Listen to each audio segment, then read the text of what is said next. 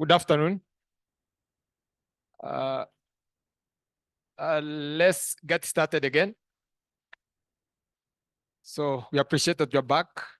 Let's have this afternoon session. So we'll have our presenters for this afternoon, and then there'll be discussions later on. We have three. One I just pulled out. We have the program for the day. Our session this afternoon is titled, the theme is Memory, Justice, and Reconciliation. My name is Justus Ondigi, Department of History and Archaeology, right at the University of Nairobi. Our first speaker will be Rose Miyonga from University of Warwick, that's the UK. And the title is Mamao, Open Guns, quote unquote. So she'll have 45 minutes to present her paper. And the discussant will be Dr. Eliud Biegon, lecturer, Department of History, Kenyatta University. Ross, you're welcome.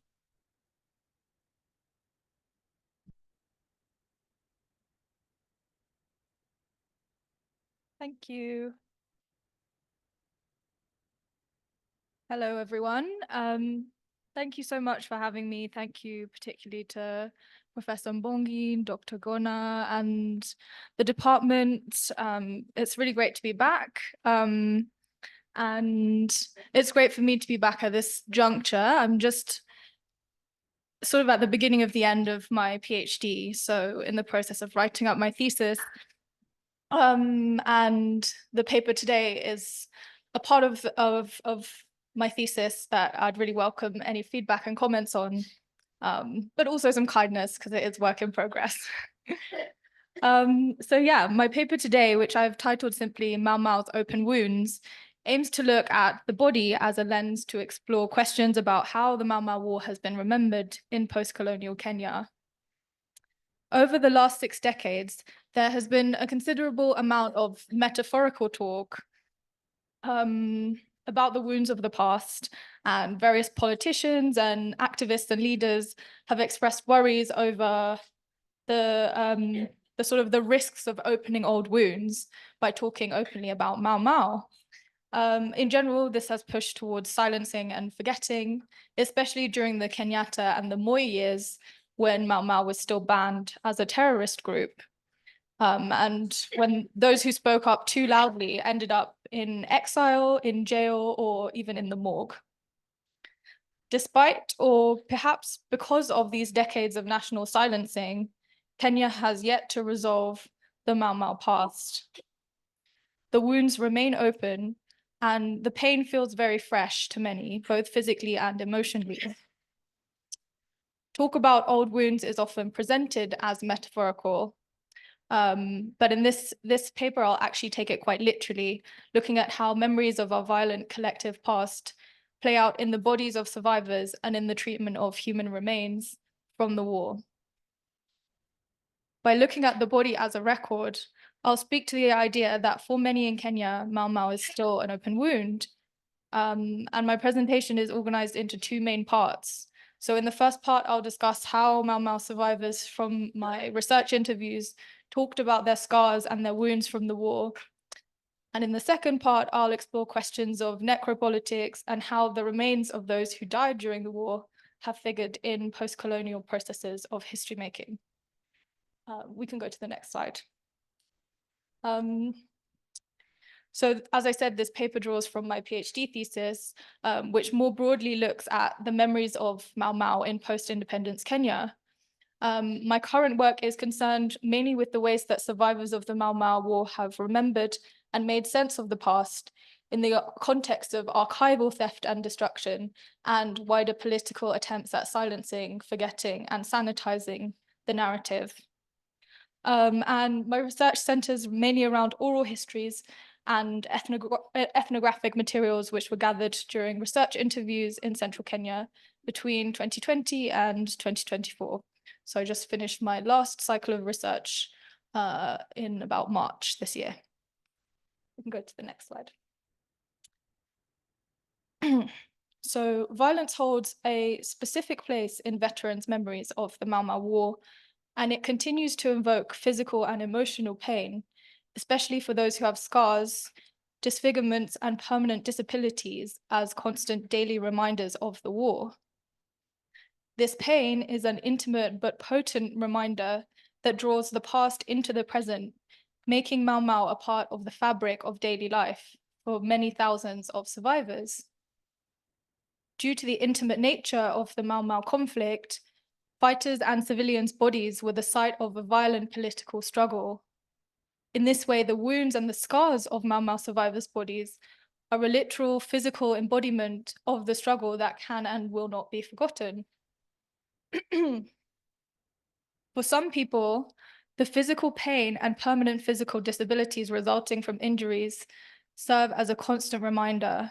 Testimonies such as this one I'll read from a research participant named Njoki in Kiambu speak to the invasive nature of such corporeal memories of Mau Mau. And I'm just going to read this quite long quote. "My hands are dead because of how I was beaten. I have to have everything done for me, even going to the toilet, I need help. I'm like a disabled person because of what I went through. Even recently, I thought of going to one of the former home guard who were beating me. He lives just near here. He's called Migori. I wanted to go and ask him to kill me because he is the one who made me disabled.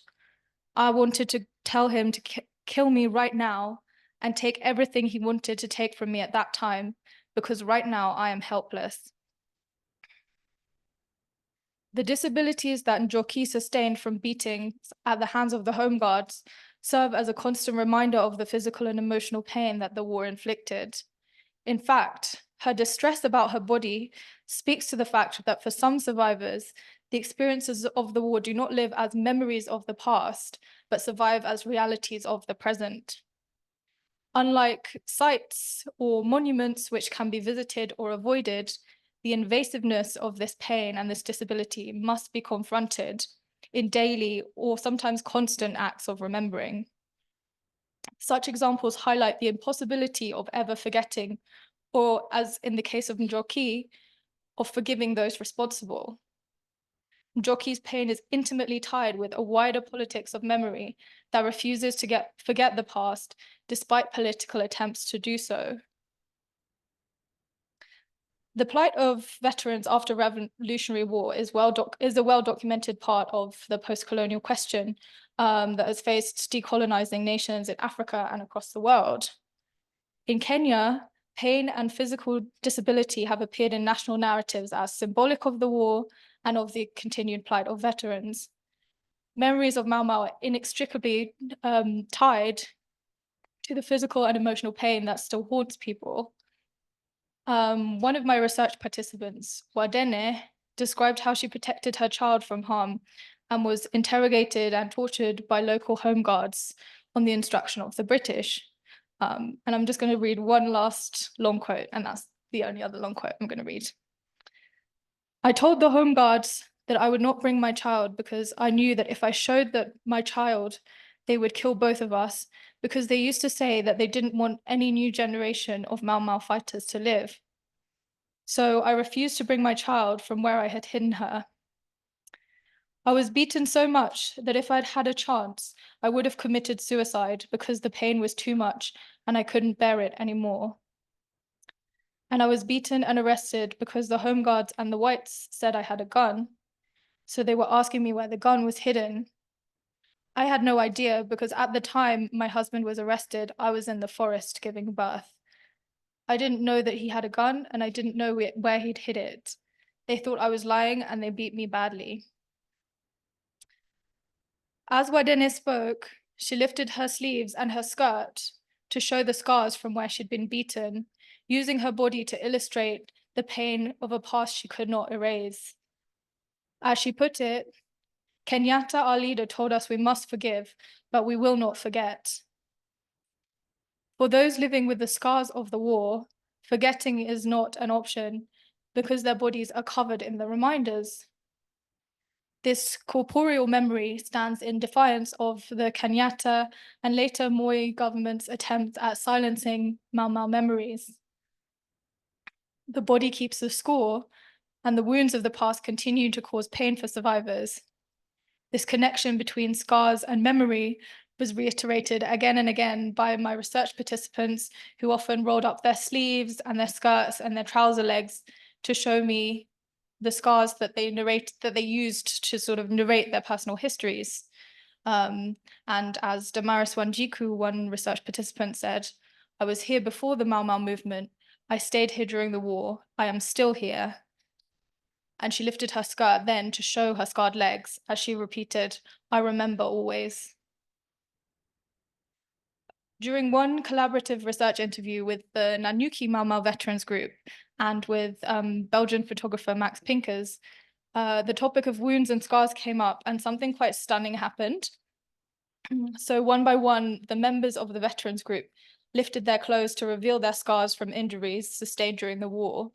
And they started narrating these histories of violence, of torture, and of daily life during the war. From bullet wounds to panga scars, none of the 15 people had made it through the Mau Mau era unscathed. Far from it, the members were kind of united in this universal experience of violence that the wounds had left behind. Thus, these scars are not only reminders of personal wounds, they also serve as a sort of memorial to the experiences of whole communities and not just the individual. It was common for research participants to show their own scars when they discussed witnessing the physical torture of others, demonstrating the way that they use their bodies to sort of house memories more than just their individual ones. And rather than opening up old wounds, facing such things can actually be a healing and connecting practice.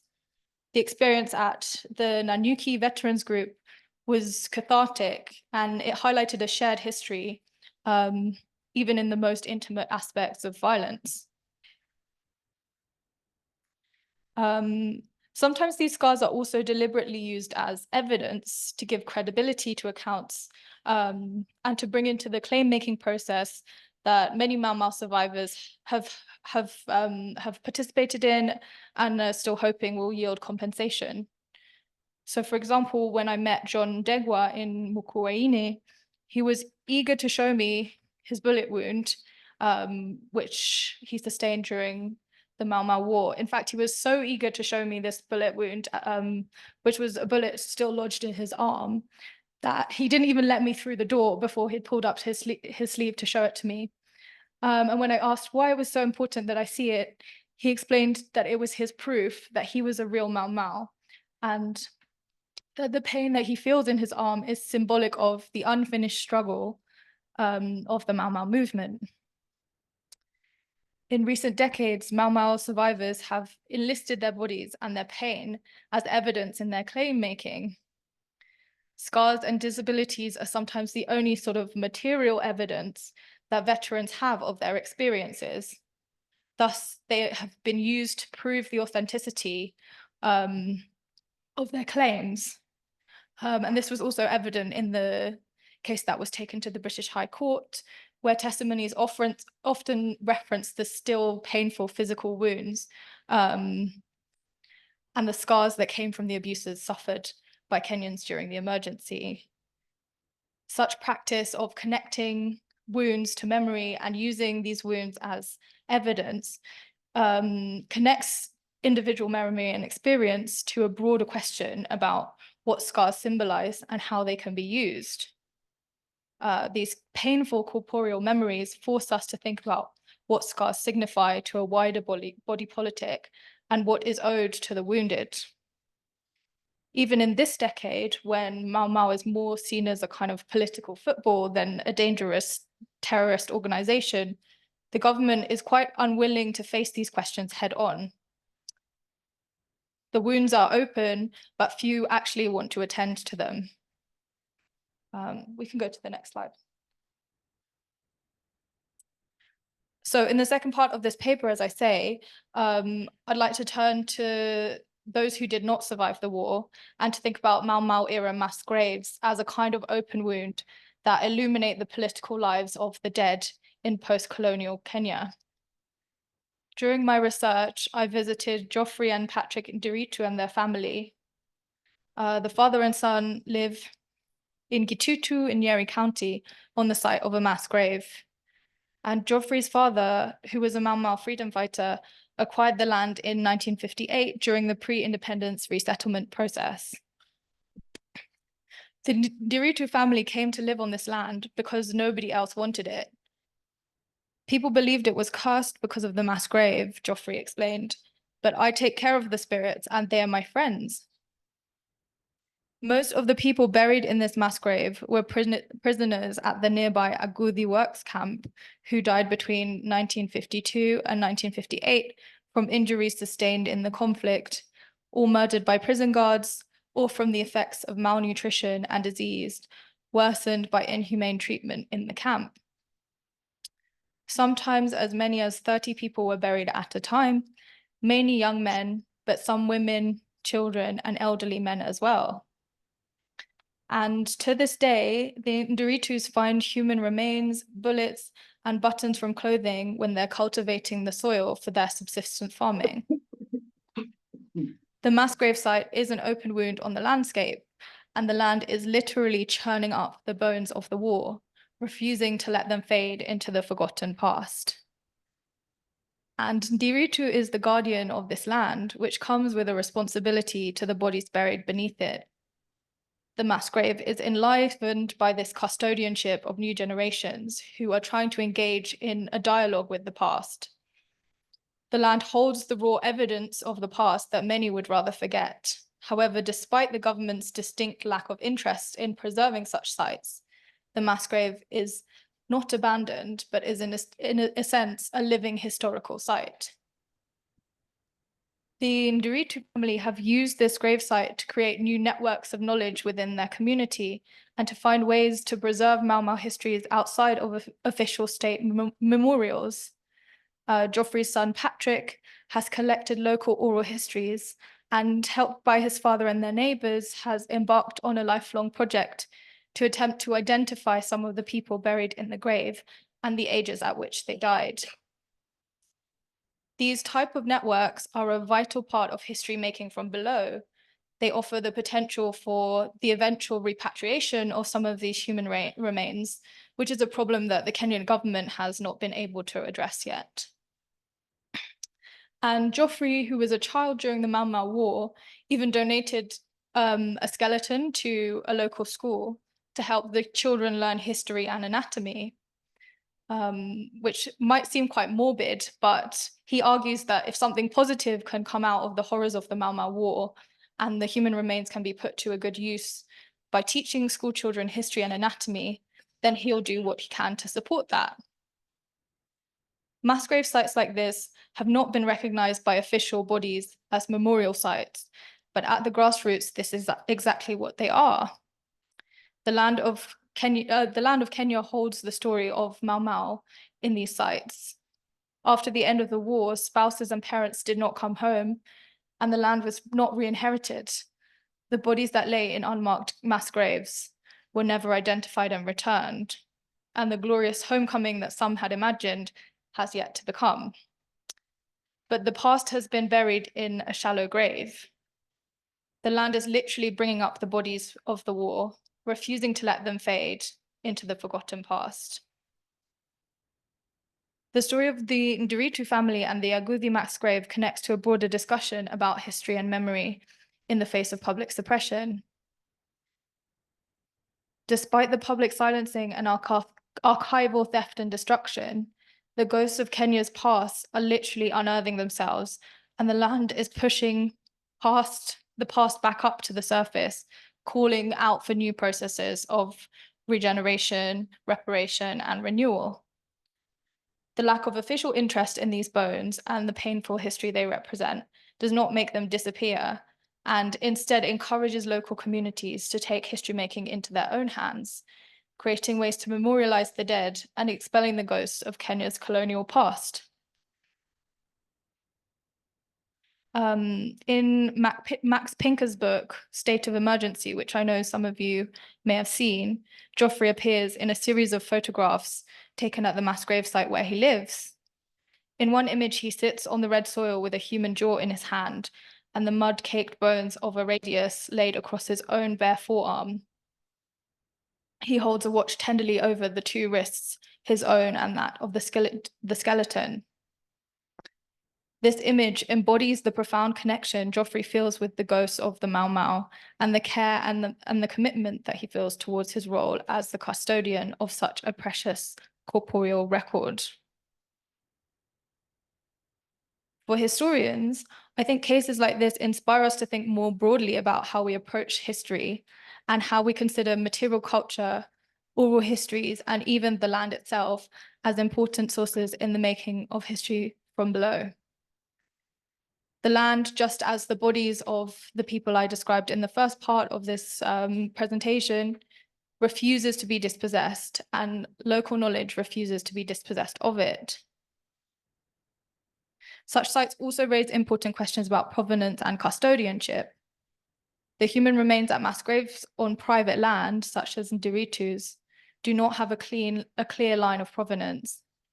The Kenyan government, which is aware of the vast scale of such an undertaking, has been unwilling to bring up the bodies of the Mau Mau past, literally or metaphorically.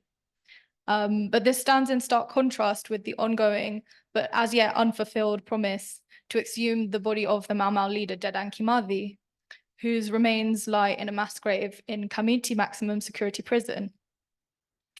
Due to the nature of the mass grave at Kamiti Prison, Kimathi's remains are extremely unlikely to ever be found.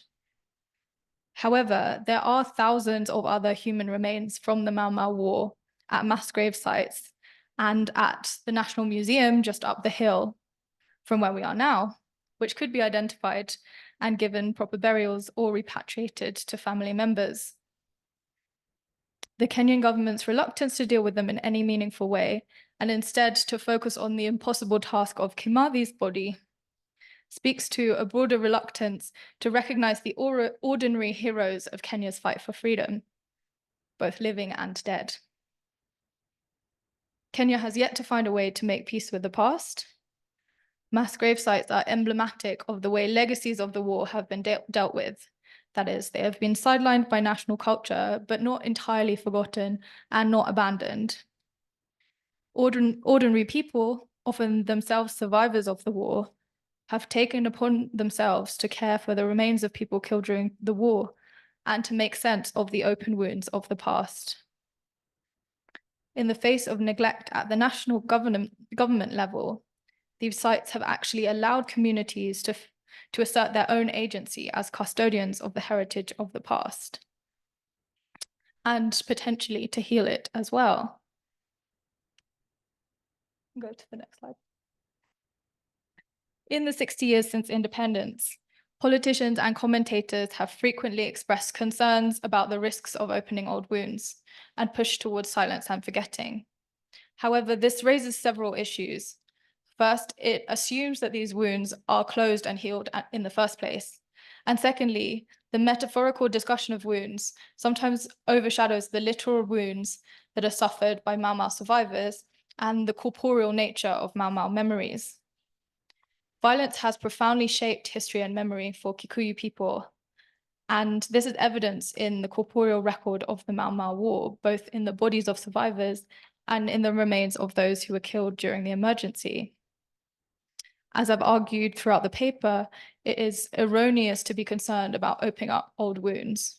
Mau Mau's wounds were never healed, and the pain, and sometimes very literal form, and the pains and sort of physical and emotional pains are sometimes a very literal part of the material record of the Mau Mau War. I'll leave it there, and I welcome any comments and questions later. Thank you.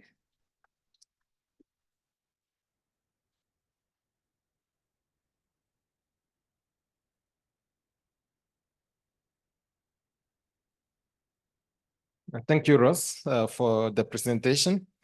Definitely, the wounds are still open. And Dr. Eliud Biegon will be making a critique of the same shortly. But I just want to welcome back those who have just come. I'm seeing Dr. Ben Nyanjoga at the back. Welcome for this afternoon session. And there's a guest here, Professor Sihanya. You are most welcome. From Waka. Faculty of Law, Parklands. Seemingly, it's like we have a bit of time. Cost of technicalities, one or two of our speakers this afternoon may not be able to present. So we have to change the order in which this thing was going to flow. So for now, Dr. Biegon will come up to discuss what Ross has told us. And after that, we move on to the next presentation. Dr. Biegon, welcome.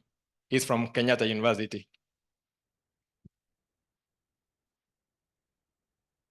Thank you. Oh, thank you very much, Dr. Onyango, and thank you very much, Rose, for giving us this fascinating talk. First, you've been given us a new way of thinking about wounds, not just as metaphors, but also as embodied, things which are physical. And this, I think, takes me back to the idea in African words, African voices, where we are encouraged to look at historical sources as sometimes being things that cannot speak words, but they can speak as physical things. So this idea of a wound as something that is embodied and speaks on its own, I think is quite interesting for us.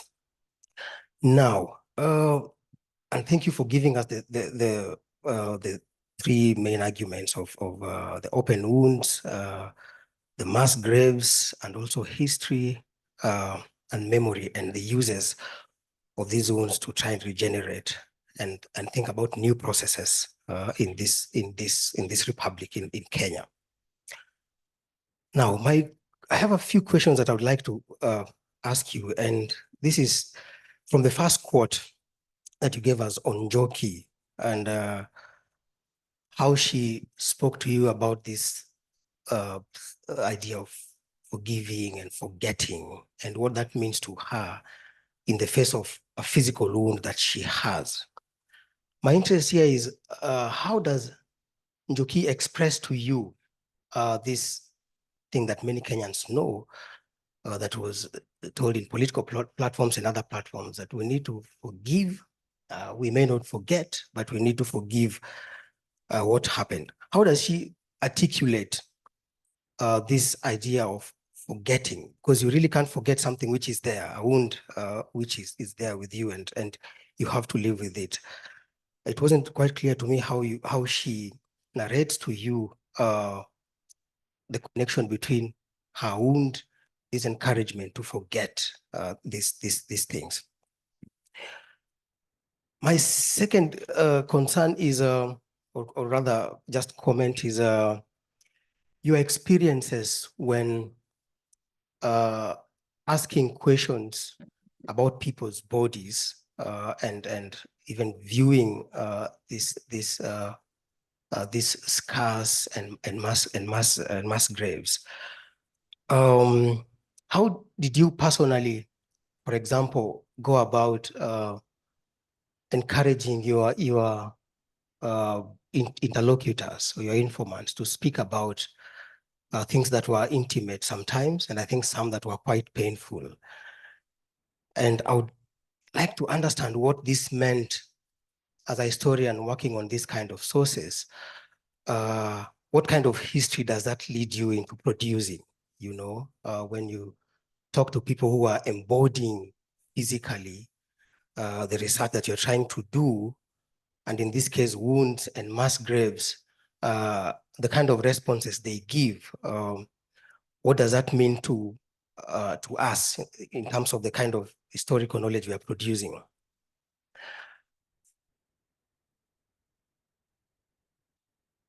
Finally, I would like to talk about this. I would like you to tell us about the connection you are making between the scars, the memories, and what is done with it.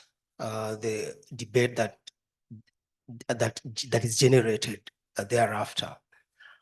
It is always the case that the debates would be either people want to reconcile, and we've seen some of this in some places.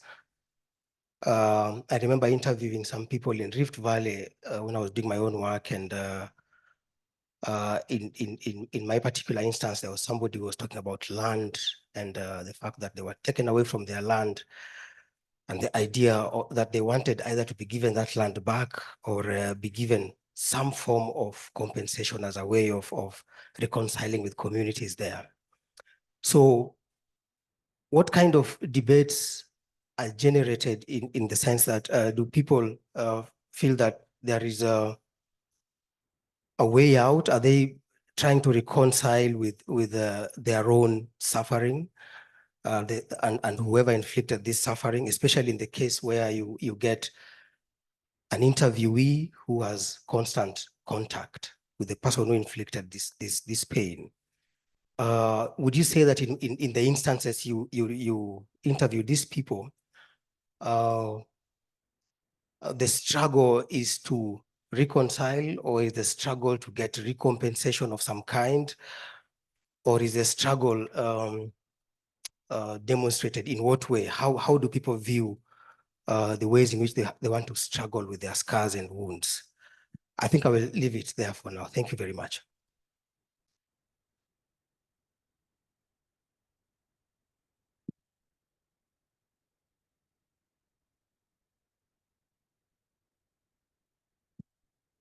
Thank you so much. Those are really helpful and interesting questions. And yeah, definitely things that I'll be thinking about as I continue drafting.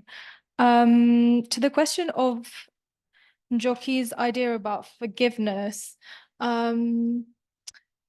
she was quite clear that forgiveness wasn't a possibility for her, but there's this kind of interesting and quite complex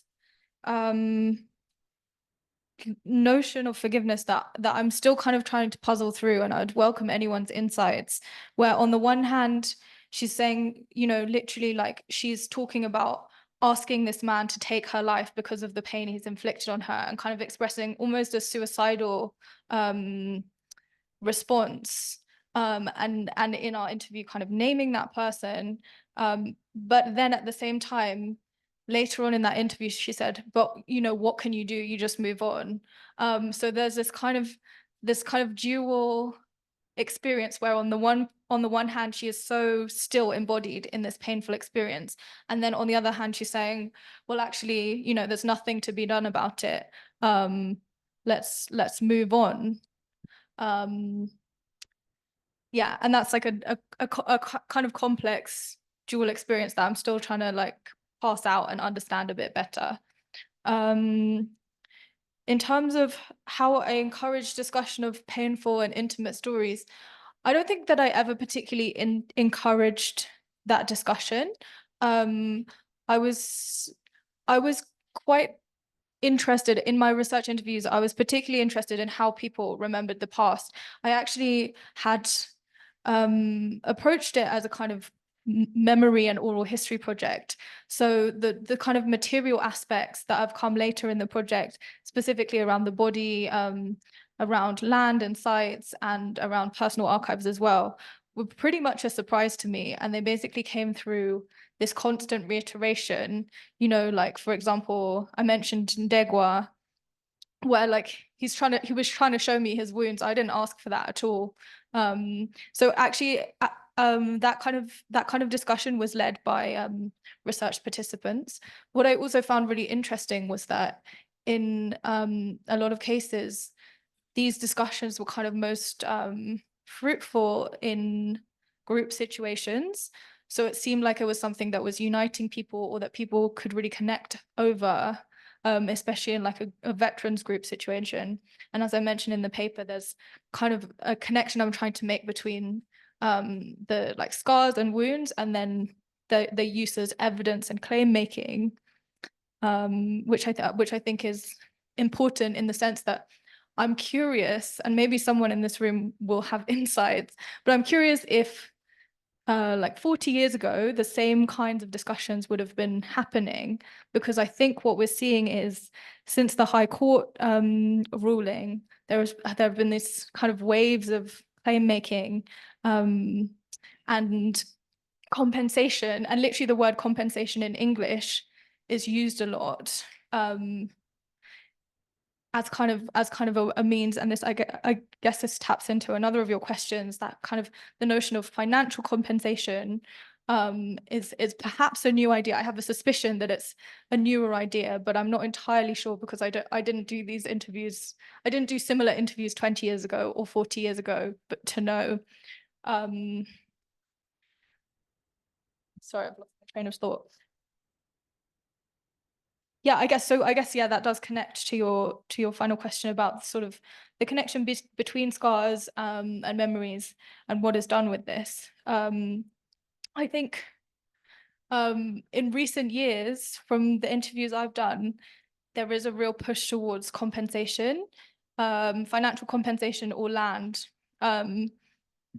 People talk about feeling forgotten, and then when you drill into what they mean by that, they mean we haven't received adequate recognition in the form of financial compensation for our contribution to the freedom struggle. You know, and at the same time, like I've interviewed many people who haven't even heard about the memorial in Uhuru Park, who don't know there's a statue of Kimathi on Kimathi Street. So it's not about a kind of like ideological recognition and reconciliation. It's more about a kind of material compensation.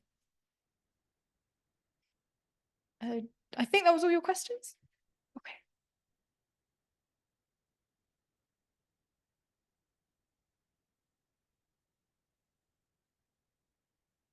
Thank you, Ross, for the response to what Dr. Biegun had raised. So I think we'll open this up to the audience.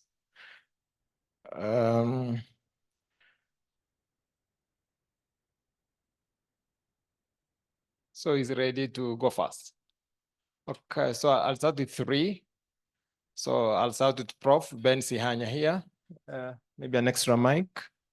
And then we'll go back to Joseph Ogutu.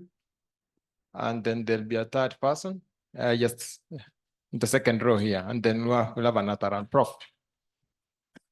Thank you so much. My name is Ben Sihanya. I teach intellectual property and constitutional law at the University of Nairobi Law School, and I also practice as an advocate in Sihanya Advocates. This is an extremely important conference. That's number 1. Number 2, Dr. Mbongi, as you said earlier, I was following online. I'm glad that we are having this conference in a very civilized way, and we are discussing in a very civilized manner with a lot of mutual respect. As you hinted, in the earlier days, Mau Mau would bring serious verbal and almost physical war among scholars. But we have learned from them because most of us have studied Mau Mau through the lenses of those early historians who started asking questions in the 60s, 70s, and 80s. And finally, I just want to raise an issue. I want to raise a set of issues which I think are both related to the earlier theme and were also related to the present theme, which is main theme, which is memory, justice, and reconciliation. So I posed that question, which I hoped to elaborate, and something that I've been researching on. What lessons do we learn from Mau Mau regarding the history, historicity, and historiography of public interest, lawyering, social justice, and shared prosperity in Kenya? I just want to pose some questions which you really don't need to answer, just to think through, because Mau Mau is one of the most complex issues I've ever studied in terms of justice and public interest lawyering. It's very complex. Number 1, there's the question of suffering. There's the question of compensation and public interest lawyering. And then finally, there's the question of the fruits of independence. Matunda ya uhuru. Whenever you mention Mau Mau, the question of Matunda ya uhuru always comes in, the fruits of independence. And these are some of the issues that have intrigued me since I started reading about Mau Mau in the early 80s, around 84, when this debate was hitting in the academy, and I was just a high school student. And it was intriguing because it was even in the newspapers and weekly review. And I asked the following three questions. Number one, there was a lot of suffering, which you have ably demonstrated, and those pains, people are still living with them. It's true. Personal pain, physical, lost land, of course, killing, lost relatives and family. Those are traumatizing, even to some of us who are not there. The suffering was there. Then secondly, there was the issue of interventions. And what I know, which is really my main research problem, is that so many Kenyans came to try and intervene in the Mau Mau crisis. You could, and the most famous are Kenyans and non-Kenyans actually. There were, for example, regarding the Kapenguria 6 that included the Kenyatta. You had DN Priest, Dennis Priest leading the team. You had A.R. Kapila, and among other Mau Mau cases, there were CMG Arguins Kodek, who was also called Mau Mau lawyer, and who would serve for free, or you give him a chicken or waru, washe, as compensation for legal fees. That's what we learned from this. There was TJ Mboya who would mobilize legal support, including how to discredit Roson Macharia's evidence. All this is there. But the next question I've been asking myself, in this suffering, in this memory, how have we treated those who also try to support Mau Mau, the cause? How, in this historiography of Mau Mau, did we respond to the assassination of TJ Mboya, who had been supportive of that movement? He was not really in the... How did we respond to the assassination of the Mau Mau lawyer, CMG Arguins Kodek, in 1969? These are questions that must be asked because they are enduring for social justice and shared prosperity in Kenya now and in the future. And my last set of questions here is therefore that, for example, the question has I've always asked this question, and some people have answered it differently. Was Jomo Kenyatta guilty? A, guilty in Kapenguria. B, innocent. C, not guilty. D, none of the above, or if you choose E, any combination of the above. But anyway, for me, I think this issue, if you read the Mau Mau historiography, and Jomo Kenyatta was Kenyatta one, as we've called him, was a very complicated and sophisticated person, very calculating. And these are my last comment, really. For me, I would say Jomo Kenyatta was not guilty of Mau Mau. Not guilty is not the same as innocent. I know Professor William Robert Chieng and others have argued that Kenyatta was innocent. Look, Kenyatta, after independence, condemned Mau Mau, etc. No, even after independence, Kenyatta may have condemned Mau Mau when it suited him, but when in 1969, after the assassination of TJ Mboya, he used Mau Mau tactics in oathing again. Exactly the same tactic. So Kenyatta was a very sophisticated person, and I would say, during Mau Mau, the speeches that he was giving were very deep, and he deliberately chose parables in addressing Mau Mau, so that the Mau Mau question, so that the British would not sometimes understand him, but he, like him, the deep roots and stuff like that he was talking about. So Kenyatta was, and Kenyatta was very close to senior chief Koinange Wambiu. Koinange Wambiu, whom most historians agree, played a dual role on the Mau Mau days. He was, during the day, he was with the government. At night, he was hosting the Mau Mau, etc. And he was a very close Kenyatta. Lastly, ask yourself this question. So I think the evidence that was adduced against Kenyatta was, in my view, was not sufficient to convict Kenyatta. That's why I would say he was not guilty. But they didn't get the appropriate evidence. Even just Roson Macharia's evidence. Roson Macharia was a discredited witness who was lying, and he had his ambitions to be given money, which was given, to be given land to his children, to be given jobs, and to be taken to the UK for studies. Roson Macharia could not be relied on so many things. Even his key piece of evidence that Kenyatta was at oathing when Kenyatta was actually in the UK. Lastly is that these issues of compensation have arisen, and I think that it was a good idea that some compensation was made to some of the victims of Mau Mau. But as we ask that question, what about those who have suffered colonial injustices, like some parts of this country were turned into labor camps? Some people also suffered a lot during the struggle for independence across the country. And what do we also talk about compensation in the post-independence period, because the historical and continuing injustices? So this is not a straightforward, simple issue. As we continue to study Mau Mau, and history and archaeology department, you are always bringing us very controversial issues, which are very making us think more clearly on how to build a nation. Nations are built through these critical questions and controversial questions. Thank you. Thank you, Prof. Joseph, do you have a mic?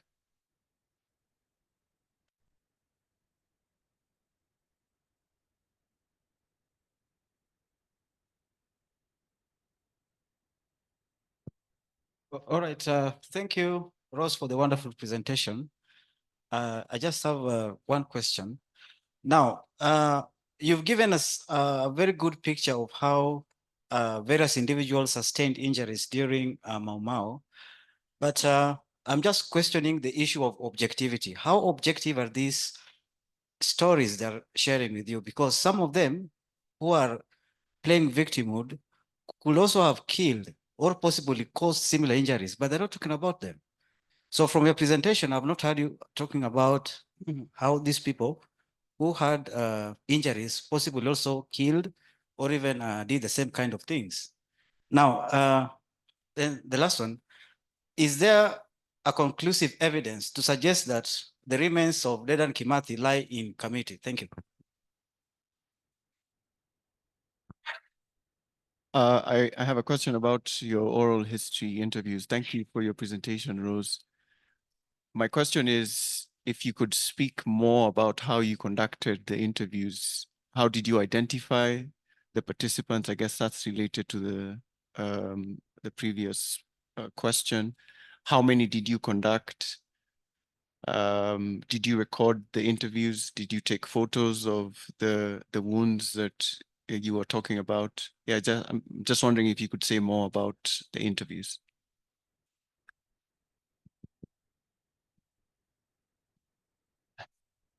Okay, just before you rise, Rose, so I think the last two are questions.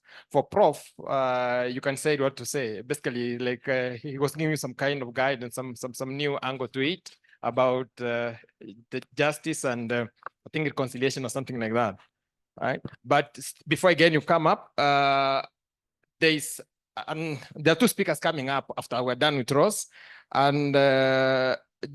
Njoki Wamai, if you are online, hopefully you are ready to give us, to act as a discussant to Esther Kamba and Mshai Mwangula. And then after you, there'll be Judy Onyancha. So two of you will be discussing that last presentation. Pros.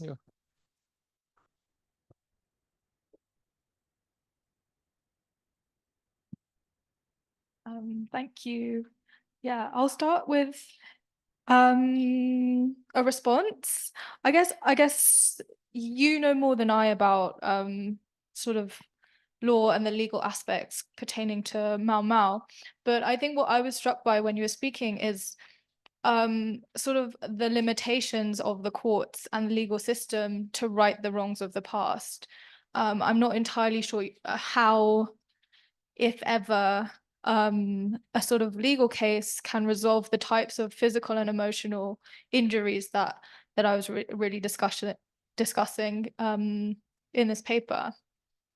Joseph, to your question about how objective these stories are, I mean, it's a good question, and definitely we must hold kind of the idea that people, often the same people, were both victims and perpetrators of violence. I guess my interest is not necessarily to sort of pass out and mediate who was right or wrong, or kind of who did ill and who was the victim, but more to kind of think about how people make sense of their own experiences. So yeah, in a sense, that is inherently quite a subjective endeavor. Oh yeah, and I just remembered, Elliot, there was a part that you asked, which I think kind of links to this, which is sort of what history this type of evidence leads me to. And I think it is a very intimate history, and in some ways a somewhat subjective history. It's about how people make sense of the past, and what the past means to people in the present, rather than kind of the facts and figures, and really kind of trying to mediate, which I think, you know, a lot of excellent history has been done already on those questions.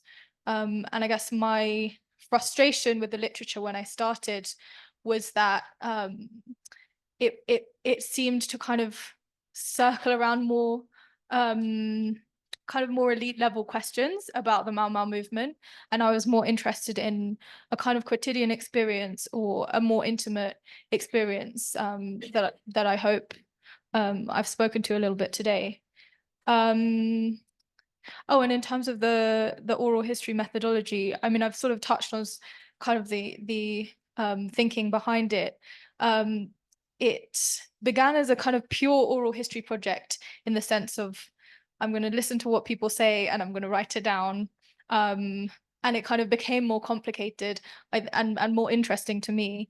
I've found people mainly through contacts. So when I first started this research, I was a master's student, and I texted a WhatsApp group of my friends in Nairobi, and I said, who's Kikuyu who has grandparents who are alive? And that was basically how I started, was kind of through family or friends.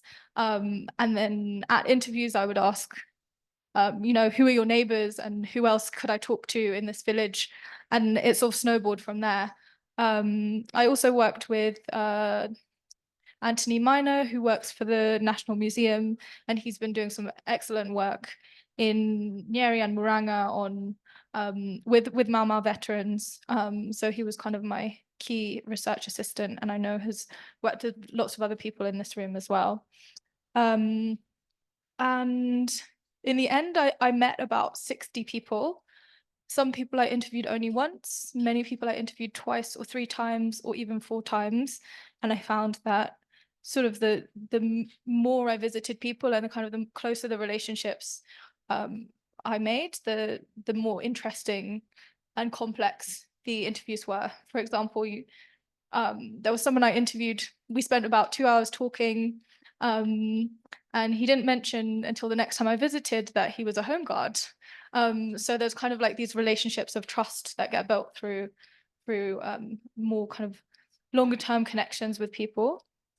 I have like a dictaphone. That's mainly what I work with in terms of recording, and I record all my interviews.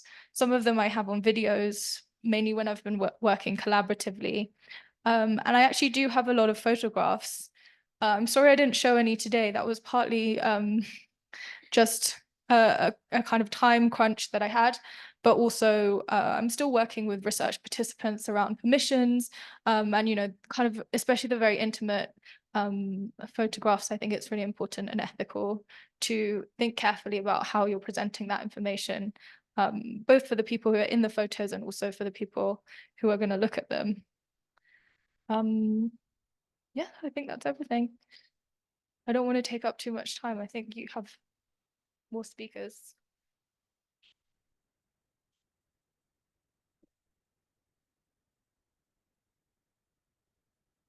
Of course, I think we have just a few minutes. Probably we'll have another round of 3, and then we'll be done, and then we'll be going online. So I'm seeing Prof. Wahome from a dean, current associate dean, Professor Dr. Mbongi, and then we'll go to the back, Dr. Nyanjoga. So, Prof. Wahome.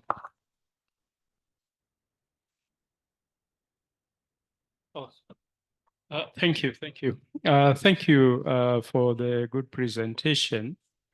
I'm wondering about the quality of information at different periods of time. It looks in your case like You have handled the period before compensation and after compensation. I would guess before compensation, some of the participants, and I know many cases because I have done it also, were bound by the oath. And there was a lot of secrecy in terms of how much they would divulge their woods. And after compensation, those woods may have increased. And as you said, you had an interview with somebody who was a collaborator who never told you he was until you met the second round. And I am wondering about the quality of information that you're getting from your participants.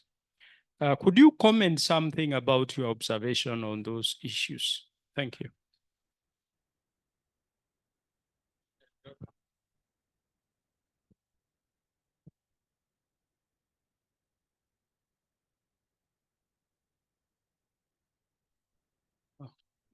Thank you very much. I came in a bit late when the presentation was underway, but I was captivated by one statement you made when you referred to scars and the wounds as monuments. I don't know whether I saw that. And when you use the word monument, it captivates some of us who are actually not mainstream historians, but archaeologists. And that's where we are from, the Department of History and Archaeology. So therefore, if the scars of Mau Mau are monuments, my simple question would be, how do we preserve these scars, given that the scars are superimposed on mortal human beings? And at one point, these people will die off.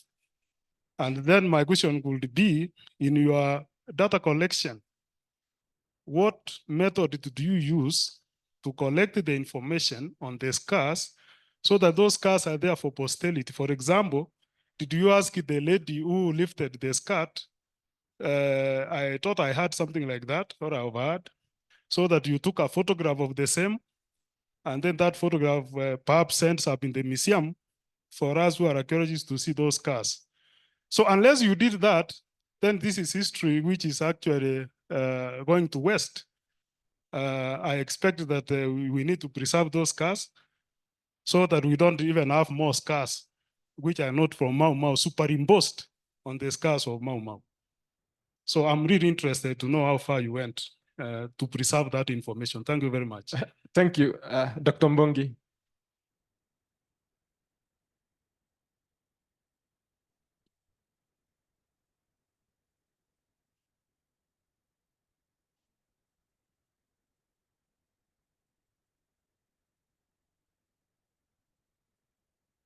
Okay.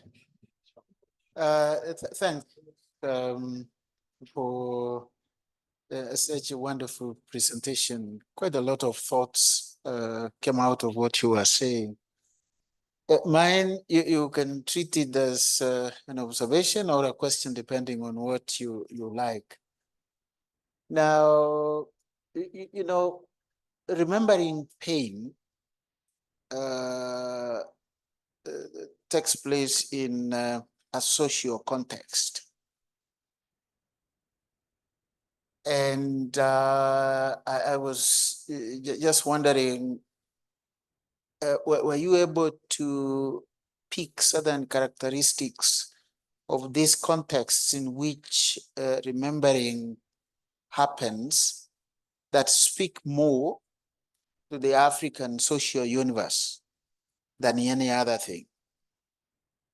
Because I'm asking this because I know that the way people remember things is influenced not necessarily by events of history, but also by the dictates of culture and the norms and values that govern human conduct and social relations in a certain setting.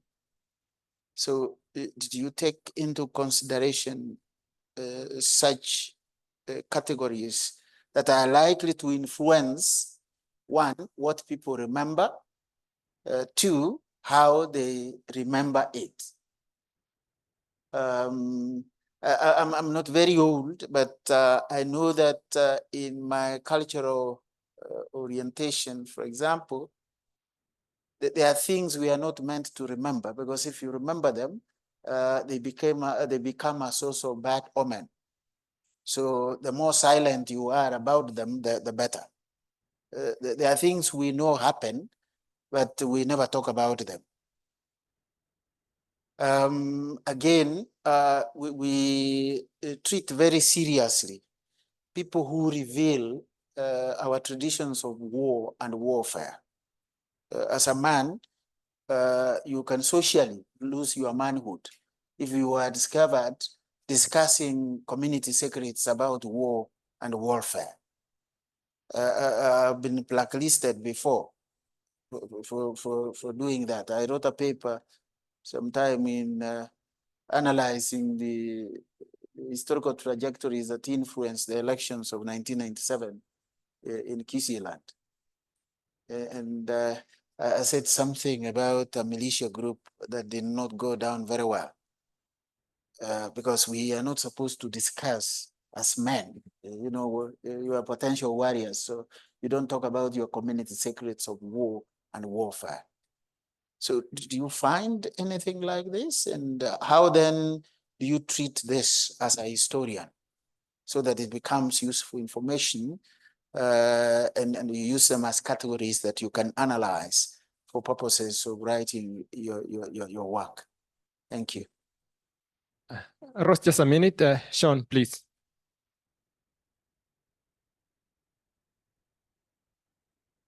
Hi, good afternoon, everybody. My name is Sean Earlham.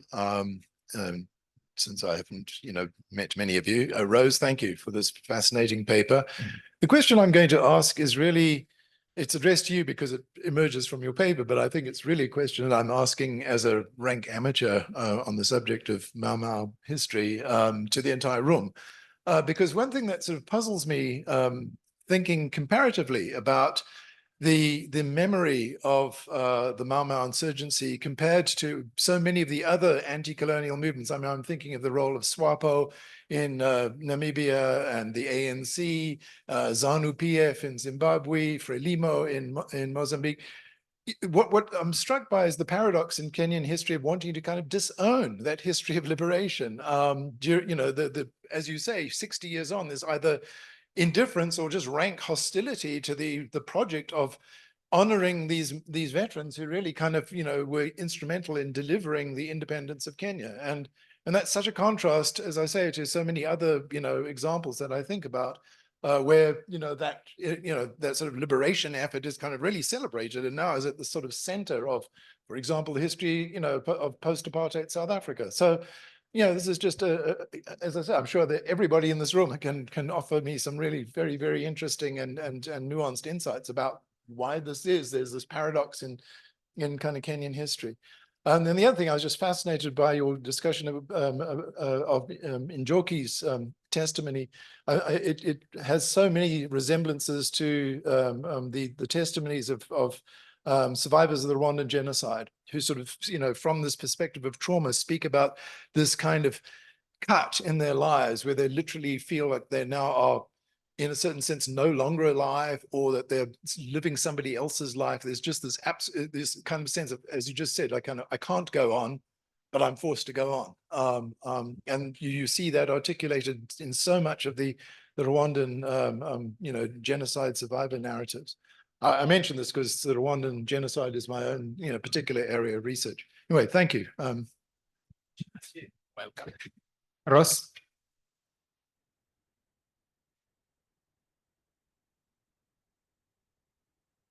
Thank you. Yeah, thanks for your wonderful questions. This really has been really helpful to me in kind of clarifying some of the thoughts, and also I'm leaving with some questions and lots of work to do when I get home. In terms of the sort of quality of information at different time periods, I might actually tie that question to Prof. Mbongi's question as well. in the sense that there definitely are these contingencies that kind of start to emerge, and sort of patterns of memory that seem to be more kind of connected to collective memory than sort of an individual recollection of someone's personal history. You know, I think at the moment, my understanding is that a lot of testimony is colored by kind of the current push towards compensation. So as I mentioned in the paper, people are kind of looking for types of evidence that they can bring that might kind of hold up almost in a court of law. And I sometimes get the sense that people in interviews are kind of seeing the oral history process also as a kind of testimony, and a way to kind of enter their history into a record that might be useful in a claim-making process. Yeah, and to your point about the oath and secrecy, that also did come up. I think there is often this tension between that desire to expose some of the most intimate aspects of the Mau Mau experience and this sort of oath or secret. I think in my research, it particularly came up in Nyeri, which you know, there might be kind of specificities about Nyeri that might explain why kind of in certain parts of the country, oaths felt stronger, or the type of like cultural relationship to an oath was such that certain people in interviews would say, look, I actually can't answer this question because of the oath that I took. But for a lot of people, they were also talking about this tension between wanting to preserve their memories for posterity, for their children to know these kind of, in some ways, unknowable things, or these awful and these awful, horrifying experiences they had had, and on the other hand, to kind of preserve the sanctity of the oaths they'd made in the 1950s or even earlier. And I do also think there's like a temporal thing to that, where we're now kind of 60 years on from the end of the war. That's especially as people are starting to die, and frankly there are fewer and fewer Mau Mau survivors left. There's this kind of sense of urgency around preserving the knowledge that kind of serves to counter some of the processes of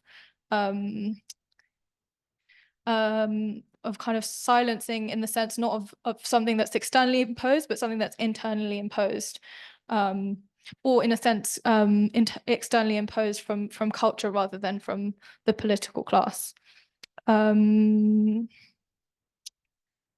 Yeah, to your archaeological question, it's a good one. I'm not an archaeologist, and I'd actually love to talk to you more, because I'm interested in kind of how I can learn from archaeologists in terms of how I approach, especially kind of mass grave sites. You know, as a historian, in some ways, I feel quite lost at what is essentially an archaeological site.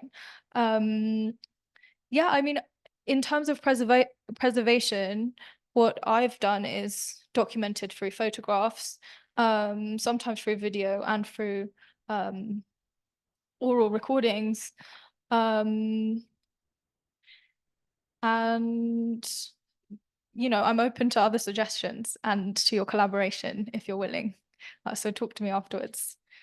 Yeah, and finally to the question about sort of Mau Mau in the post-colonial context.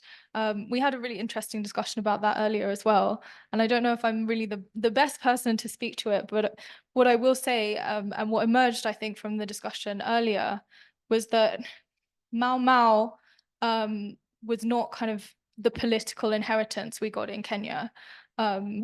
Kenyatta was a controversial character and kind of at best was ambivalent towards the Mau Mau movement. And he certainly wasn't interested in a kind of radical, redistributive, anti-colonial state after independence. So in that sense, Mau Mau were not the ideal heroes, because the type of liberation they espoused was not the type of liberation that the political class who came in after independence really wanted to see. I think I'll leave it there. We must save some time for the other presenters. Thank you, Ross. I'm not sure, is anybody online who wants to ask a question or some comment?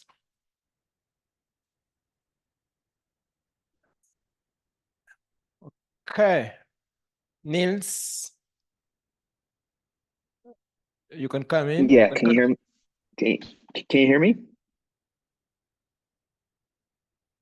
Yeah, okay, perfect. So just a quick one, because I appreciate we're tight on time. First of all, thanks again, Rose. It was brilliant. And I think the sort of corporal approach to this topic is just another way in which you're pulling this in a really interesting direction. I've got two small points, one point and a question. The first is in response to one of the answers that you gave, which was about the kind of what is the longer history of this claim making. And I would suggest that the one place to look at this, which is really good for this, are the petitions in the K&A, in the sort of Office of the President archive. Because in those petitions in the 60s, you find that people are already talking in this sort of language. They're talking about their wounds, they're talking about their scars, they're talking about the sacrifices that they made and the rewards that aren't coming. And they're doing that straight away. They're doing that. They're actually doing it in the 50s. They're writing to the governor. They're writing to MPs. There's almost a continuous history of that sort of claim making that I think is really interesting and is worth exploring. And then my question is, there was one point that you made that really fascinated me, which was the idea that there is, because the state has not come in and sort of put museums in place, put memorials in place, there's a kind of counter-hegemonic memorialization happening in these places. I wish you could talk about that a little bit more. And following on from that, how do you do local community memory making in the context of the divisions, in the context of, like, the story that you told that struck me the most was, you know, going to the Home Guard that did this to you and like talking about what happened, and like that was such a visceral moment. But I wonder how then you do collective memorialization, sort of bottom up collective memorialization in the context of a community where the perpetrators are still there. The perpetrators on both sides are still there. So I wondered if you could talk about those 2 points.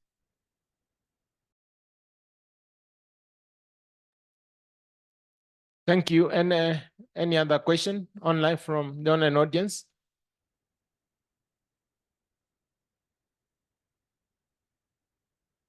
Maybe anything on the chat?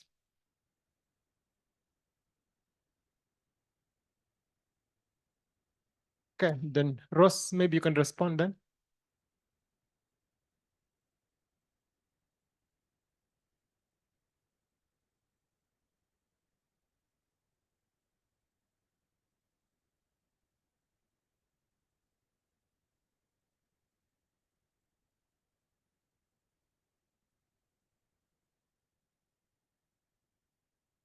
Yeah, thank you so much, Niels, for your question and comment. And thanks for jogging my memory, because I actually did look at those K&A petitions about 4 years ago, and they are probably somewhere in a file on my computer. And yeah, what I remember from them that struck me was this, I guess the types of compensation at that point was not a financial request as it might be now. It was often about land, and it was often also about jobs. And I wonder if that was, you know, it was often like, I was hurt in these ways and I was injured in these ways and I struggled in these ways. And, you know, do you have a job for me? And I wonder if that was kind of colored by the politics of the time and of the kind of Harambee politics and the ideas that were going on in Kenya in the 1960s about kind of working with the fruits of independence in a particular way.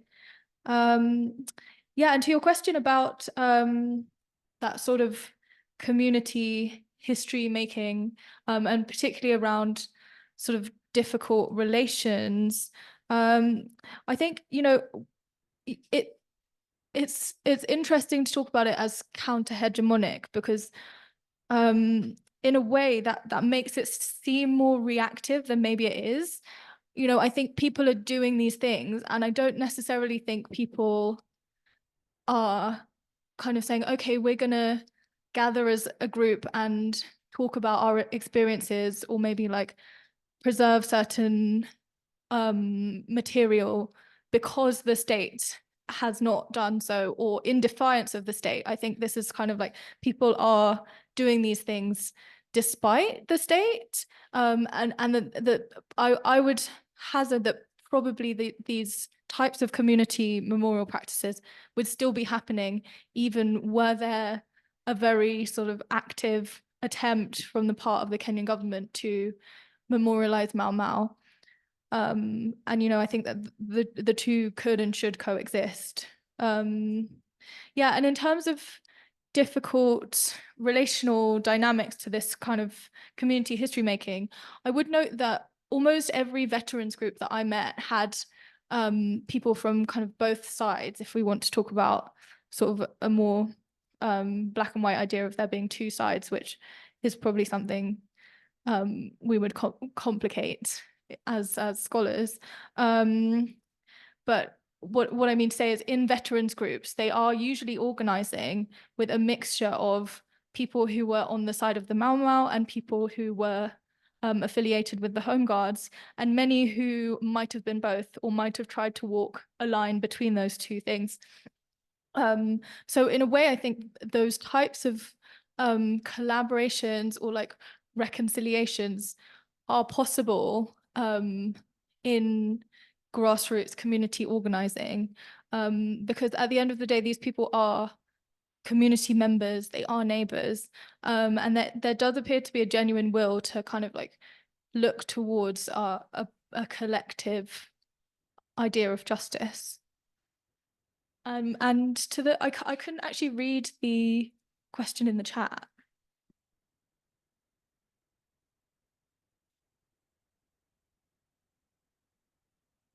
Oh. Okay, it says it's from Mark Obura Muranga, and he says, mine is a comment. Thank you, Rose Myonga, for the presentation. Histories of violence, traumatic histories are necessary epistemologies where we engage with the past. It forms our present and our future. The wounds that you examine thus inform us to relook at the Mau Mau question. Yeah, thank you. Not a question, but I do agree. Thank you very much.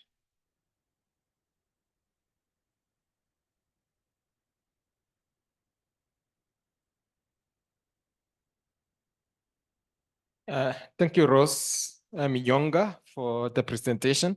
There's still a number one up, but I'm sorry, we have to move on. We cannot exhaust this, as you may see.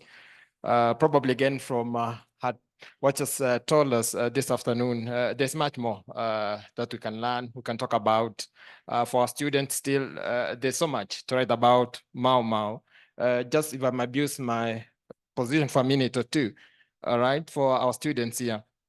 You just talked about that still bonds are coming up. I'm wondering how that is being dealt with by the local communities around Mount Kenya, all right, today, right? And probably what's the take of our younger people to these goons? Are they, how are they interpreting all that's happening? Are they connecting or not? So, right. And then because of that, we have to move on. Sadly, and we are sorry for this, we are supposed to have two next presenters, but because of technicalities, they are unable to present. They're supposed to present online from the UK and from the US. We are so sorry for that. So we'll jump straight to the last presentation, Answer Play. All right, by one Esther Kamba and Mushai Mangola. Mushai has been here before. And it's a book that they'll be presenting to us, but the form of a play.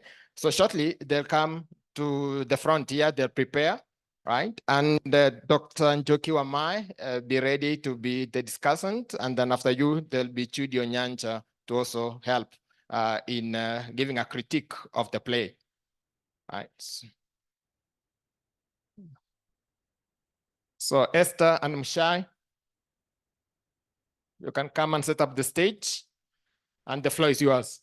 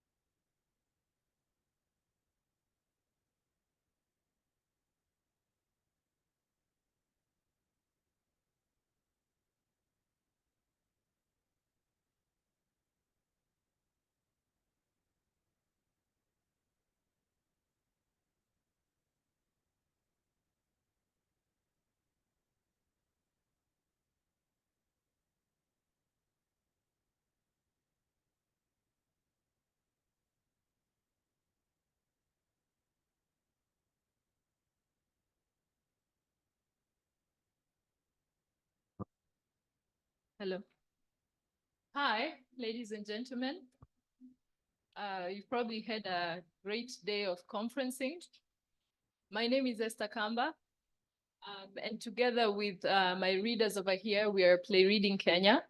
We usually read plays at the Goethe Institute, and this has been one of our successful plays. I think it's because of the history that it carries.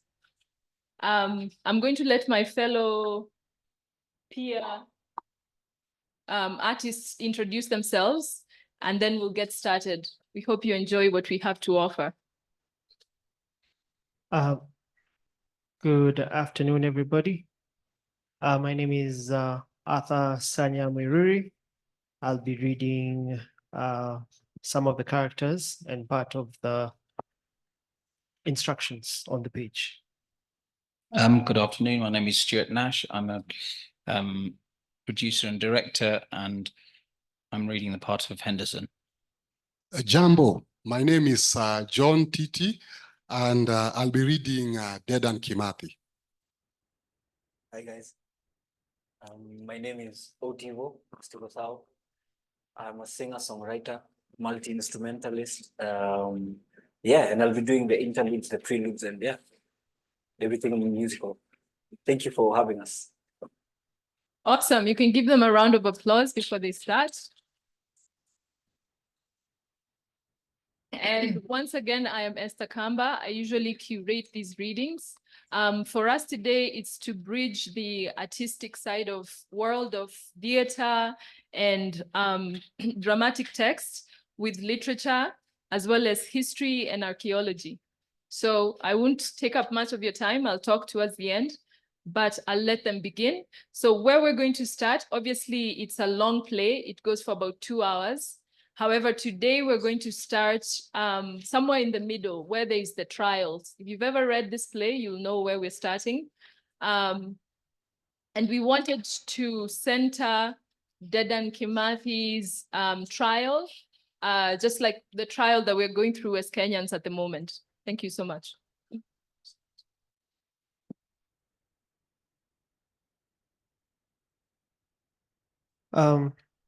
First trial. All 4 trials of Dedan Kimathi take place in his cell, but the cell should remind us of the courtroom and should be bare and harsh. Kimathi sits in a corner, long chain from his leg dragging behind him. He is heavily guarded. When Henderson enters, Kimathi is leaning against the wall. He glides into the cell, checking his movement at the entrance to listen to Kimathi as he is talking to himself. Dreams, visions, Karwaini, Ihururu, Mudunduri, sugarcane valleys of my youth, green ridges of my childhood, Dini-ini streams, where I used to bathe, plunging naked into the cool waters. They visit me now, these places and forests parts of my beginnings. He now addresses an invisible presence, a mental silhouette of his crazed mother. Poor mother, no, don't cry. I was right to choose the path of struggle. How else would I have looked you in the eyes? Forgive me, that your love for me has turned your head to wild imaginings. Victory will be ours, mother of us, your children. Hey, Dedan. Field Marshal, guilty visitation. Who are you? Bwana Shaw Henderson. All your people know me. I'm a friend. Shaw Henderson, friend and killer of Africans. The trouble with you, Dedan, is that you are too suspicious. Look, I come peacefully. I'm not armed.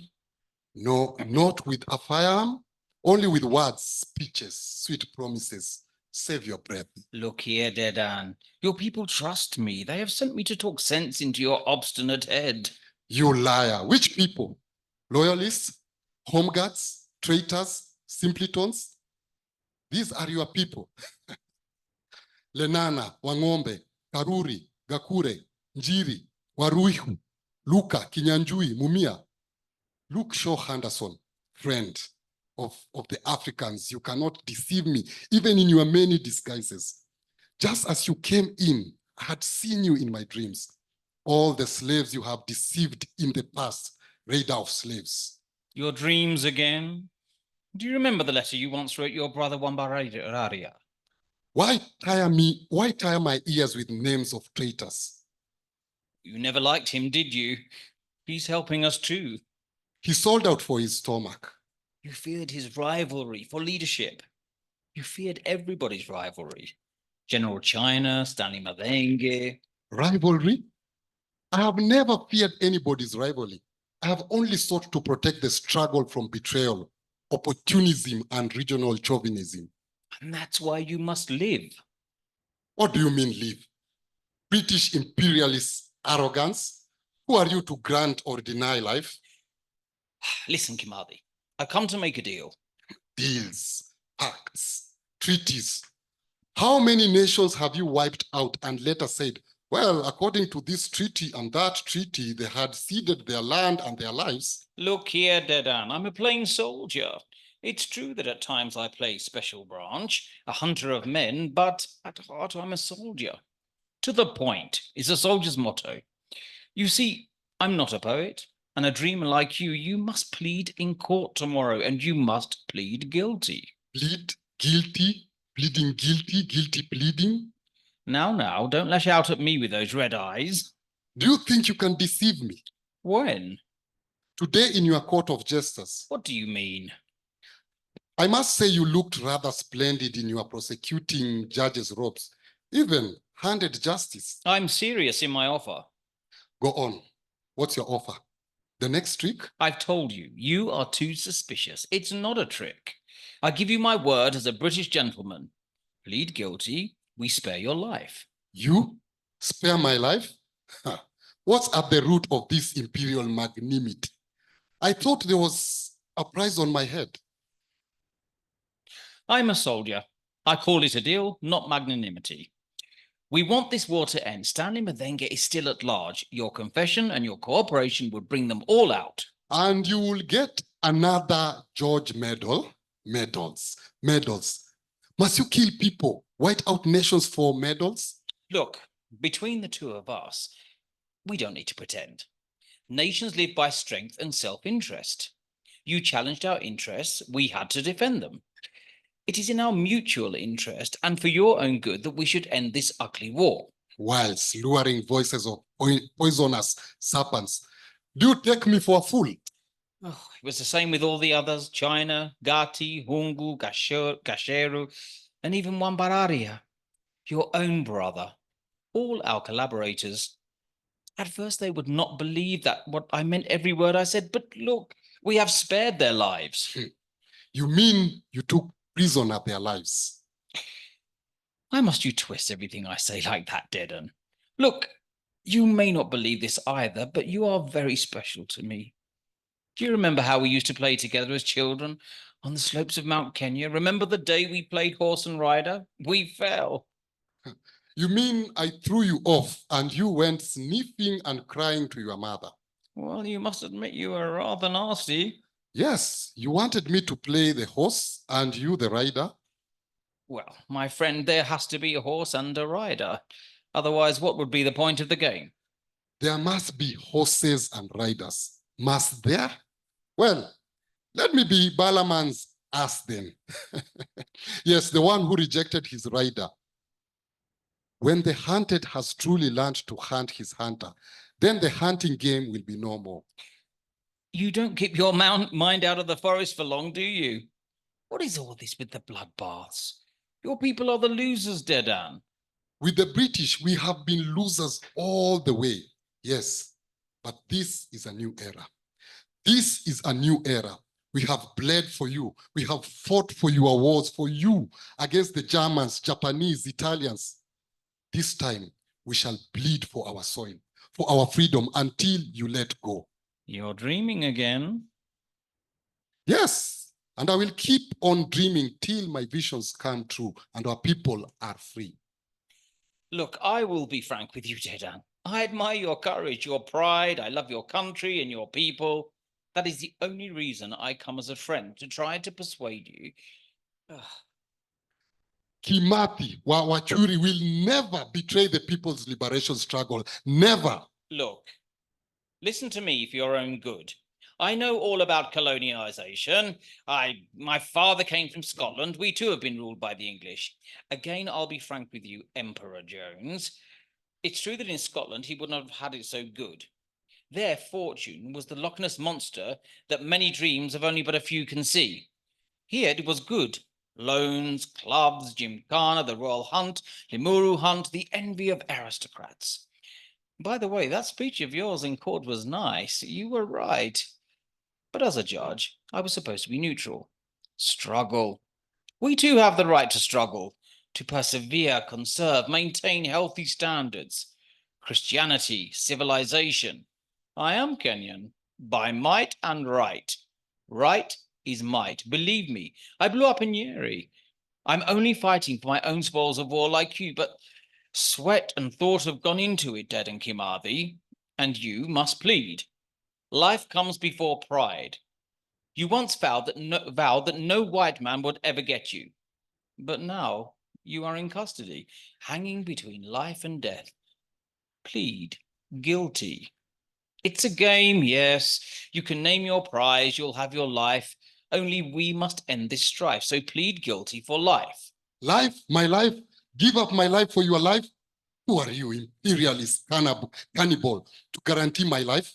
My life is our people, struggling, fighting, not like you to maintain slavery, oppression, exploitation, but to end slavery, exploitation, modern cannibalism. Out, rat. Go back to your masters and tell them Kimathi will never sell Kenya to the British or to any other breed of man-eaters, now or in the years to come. Water! I'll get you. I swear I'll get you. I, Shaw Henderson, will break you. I know the native mind, black man, and I will have the last laugh. Second trial. Save your life. A colonial is my savior, saved into neo-slavery. Listen to that, my people. Kimathi of Iregi generation. I was blessed by a blind grandmother, a peasant, a toiler. She imparted her strength, the strength of our people into me. I felt her blind faith, blind strength enter my bones, fire and light, save my life. Maybe that and this and that. It is true that I've always wanted to dance, the dance of my people. A group of dancers performing a sequence of dances by different peoples of Kenya take up the arena in turns. Each group dances its part and then walks right across the stage and stands aside.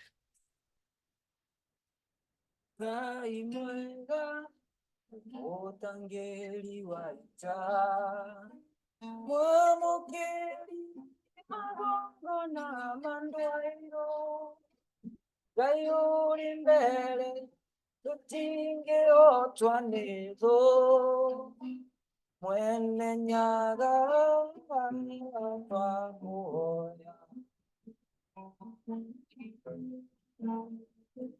Toyaga wendani na getio Nada nyinge siawendo warure Uibu wano wage koyo na mobi Mwene nyaga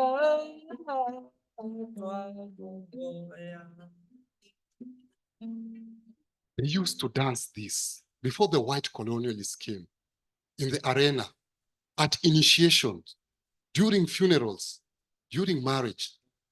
Then the colonialists came and the people danced a different dance. A colonial governor arrives. The dance now by all the groups together becomes one of fear and humiliation. They dance feverishly and then go off the stage, followed by the stiff figure of the colonial governor. Oh, my people, how can we sing and dance like this in a strange land? How can we sing and dance like this when water everywhere is bitter?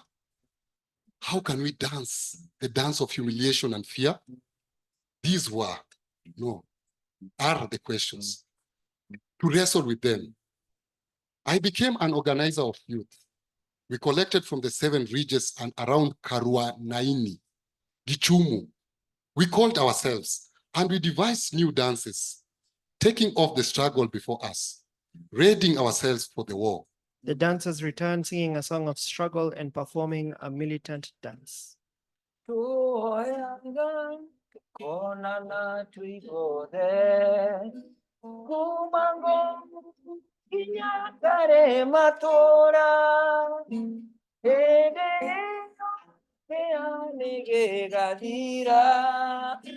Jamba siaita na siariaito eka matimo oro agero kobo jamba siaita ikero gera porori Watigero nege koyo na mobi mwene nyaga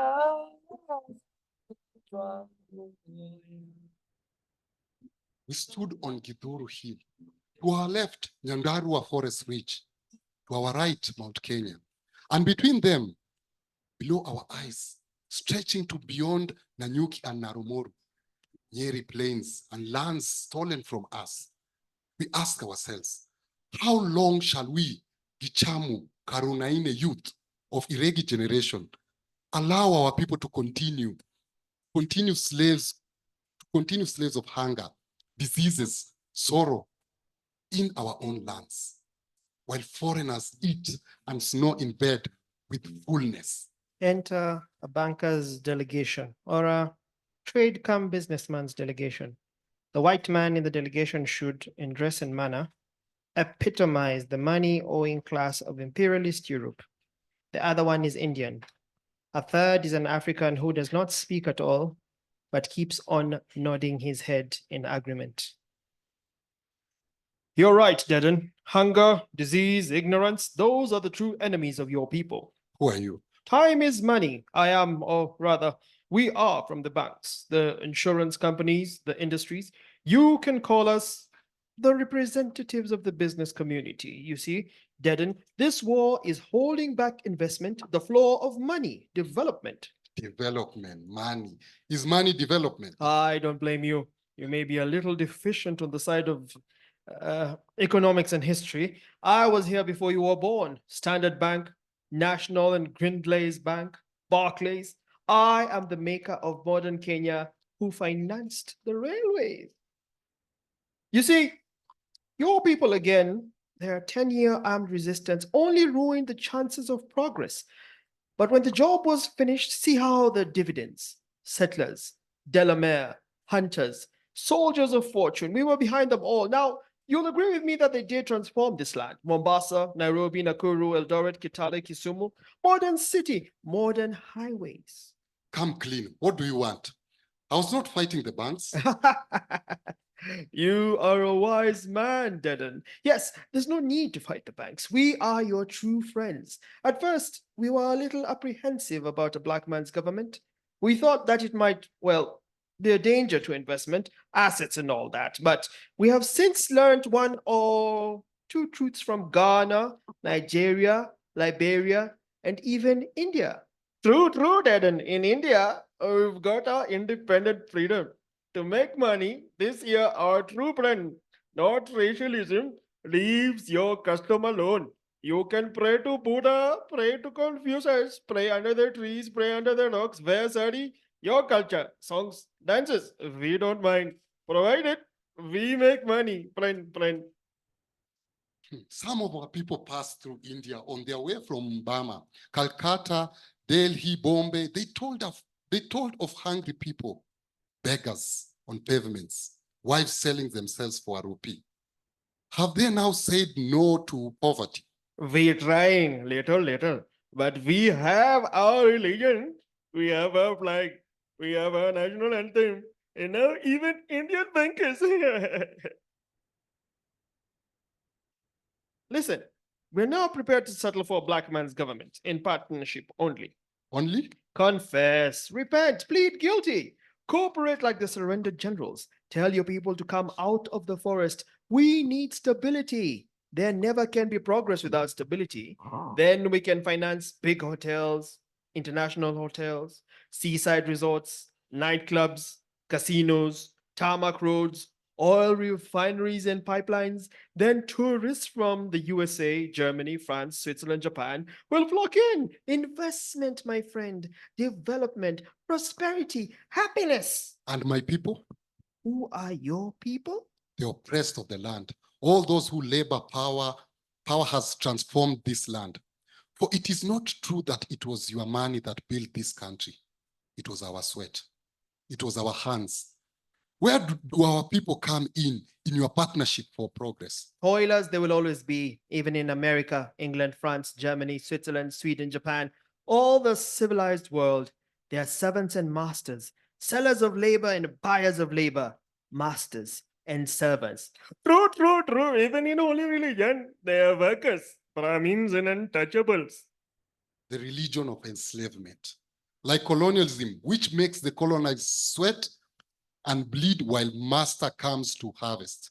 Racialism, no. Calabar, no. This may have been necessary in the 1930s, but now with more and more educated Black people, there's obviously no need for color discrimination. We have grown wiser. True. Money for a sellout of our people? Never. As I said, time is money. Judas.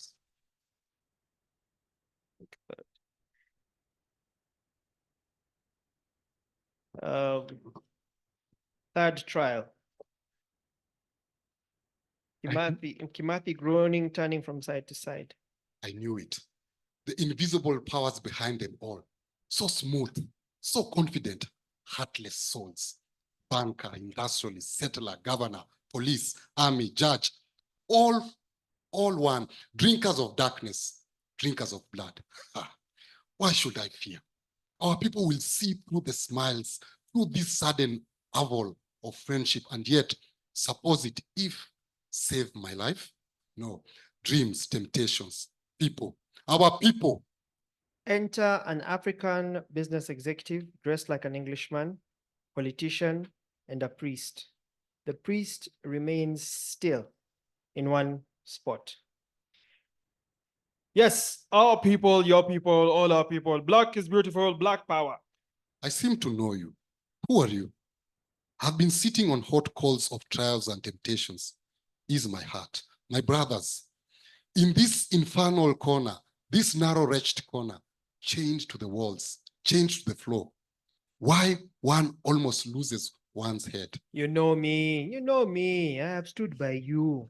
Wow, surely it has been a long struggle. I've given money to the cause. My shop at Masira was an oathing center.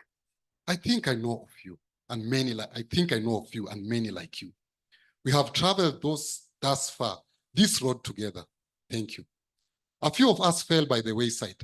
They were deceived by the enemy and became his home guards, spear bearers. But in the main, we have held together. Thank you for your checkbook, contribution to the struggle. Hereafter, we will teach solidarity to a divided world. That's why we have come, eh? I have not much time. I wanted to ask you, don't you think we have won the war? How you steal my soul with your words. We shall win the war, for let me tell the faint-hearted that this is our struggle. We'll continue until we seize back the right and the ability to make ourselves new men and women in our own land. We have already won. In spirit, yes. The spirit for our people. Their will to life, freedom, and power. This will never be broken. Your words of confidence and faith in our ultimate victory makes these chains light as feathers. For more of such words, I can take more and more. Listen, Dedan, we have won the war. What? Have our oppressors surrendered? Freedom. We shall drive them out of our land. This earth, my brothers, put our house in order. Build anew. Oh, the years of pain. And you spear bearers, where will you run to when the braves return under deafening sounds of drums, proclaiming victory?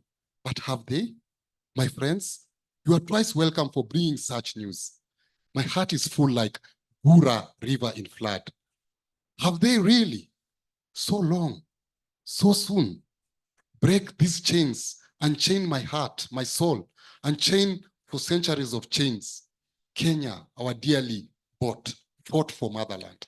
It is not exactly like that, but there have been two important announcements. They have said no more racialism, no more caliber in public places, in administration, in business, in the allocation of loans, in the grabbing, well, in the acquisition of land, partnership in progress. What's the new motto?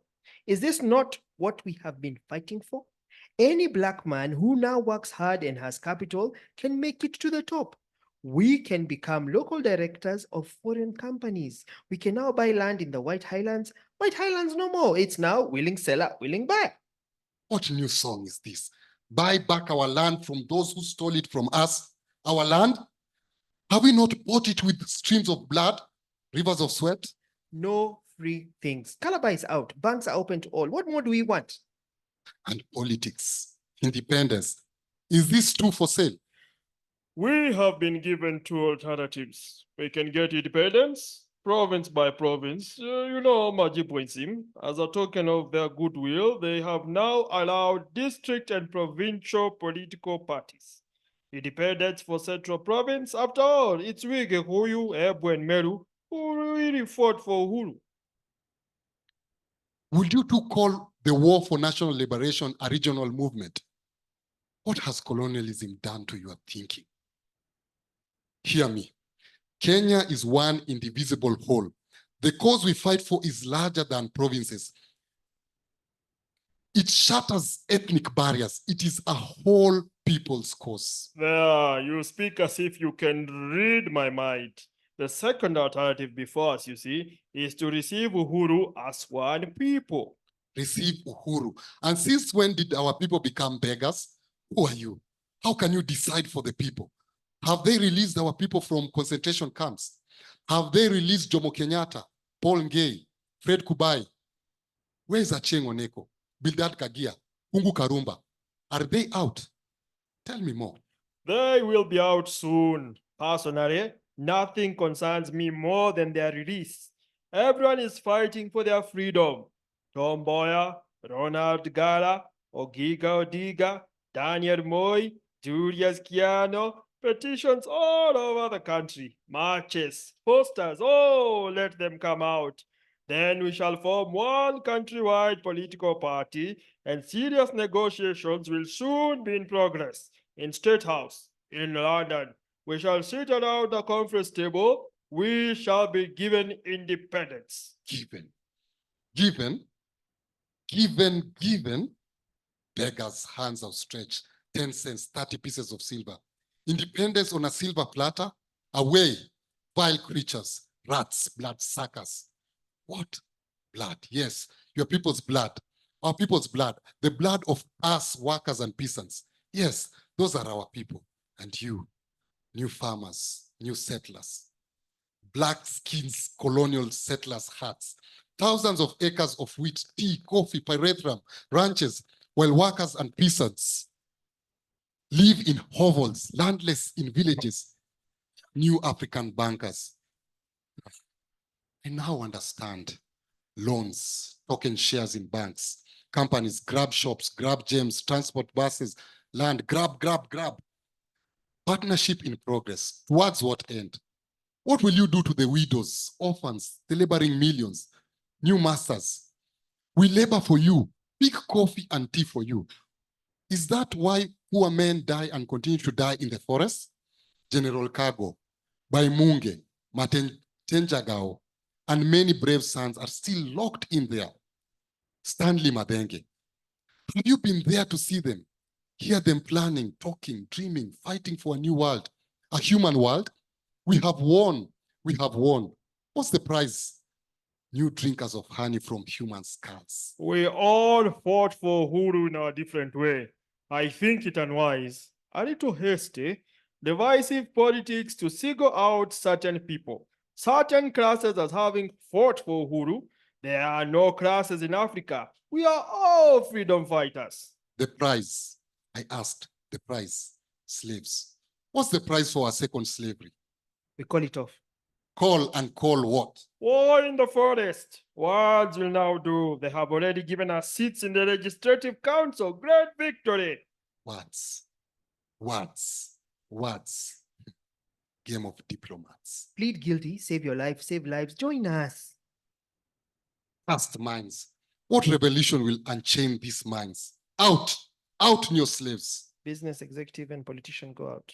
And you, man of the collar, colored man, accompany them to the plantation, new overseers of our slaughter. My calling is a little different. Things of this world, why in my father's house are many mansions. Even you, my father, tell me, do you think, no, but it is not possible. Can you look beyond these walls? Are our people still fighting? Or have they given up like those two fools who have joined forces with the enemy? I've told you, my kingdom is not of this world. Don't rouse my anger against your holy beard. What do you mean? The world passeth away, and lust thereof, but the word of God abideth forever. I know you love the Bible. You always read a few verses from the holy book. Priest reads as if he is Kimathi in the forest. He holds an invisible Bible firmly in both hands. Lamentations chapter 5 verses 1 to 9. Remember, O Lord, what is come upon us. Consider and behold our reproach. Our inheritance is turned to strangers, our houses to aliens. We are orphans and fatherless. Our mothers are widows. We have drunken our water for money. Our wood is sold unto us. Our necks are under persecution. We labor and we have no rest. We have given the land to the Egyptians and to the Assyrians and satisfied with bread. Our fathers have sinned and are not, and we have borne their iniquities. Servants have ruled over us. There is none that doth deliver us out of their hand. We get our bread with the peril of our lives because of the sword of the wilderness. Continues by quoting from Ecclesiastes chapter 4, verse 1. So I returned and considered all the oppressions that are done under the sun, and behold, the tears of such as were oppressed. And they had no comforter, and on the side of their oppressors there was power, but they had no comforter. Why? How did Your you? Bible. I only read those sections necessary to our struggle. You see, Dedan, that's where you went wrong. These verses are not talking about earthly things, earthly struggle. It is a spiritual struggle. God and Satan locked in an immortal struggle for the domination of our souls. And you, policeman of the gospel, warder of souls, how long will you continue being their messenger? Wrong again. We are now Africanizing the church. We want to see Christ reflected in our culture. Drums in church, African bishops, African moderators, African cardinals. Slave, when will you throw off your ill-fitting borrowed gown and create something you can truly call your own? Pastor, tell me the difference between padre and settler. Why? You once saw the light. Admit it, Dedan. You were once baptized. Out with Dedan. I am Kimathi Wachiuri of Iregi generation. No, not your kind of light. In the forest, I used to walk alone. Meditation on the mountain tops. I have walked all the lengths of the land between Kirinyaga and Nyandarua. You were always a lonely, suspicious man. But then some of your witch doctors betrayed you.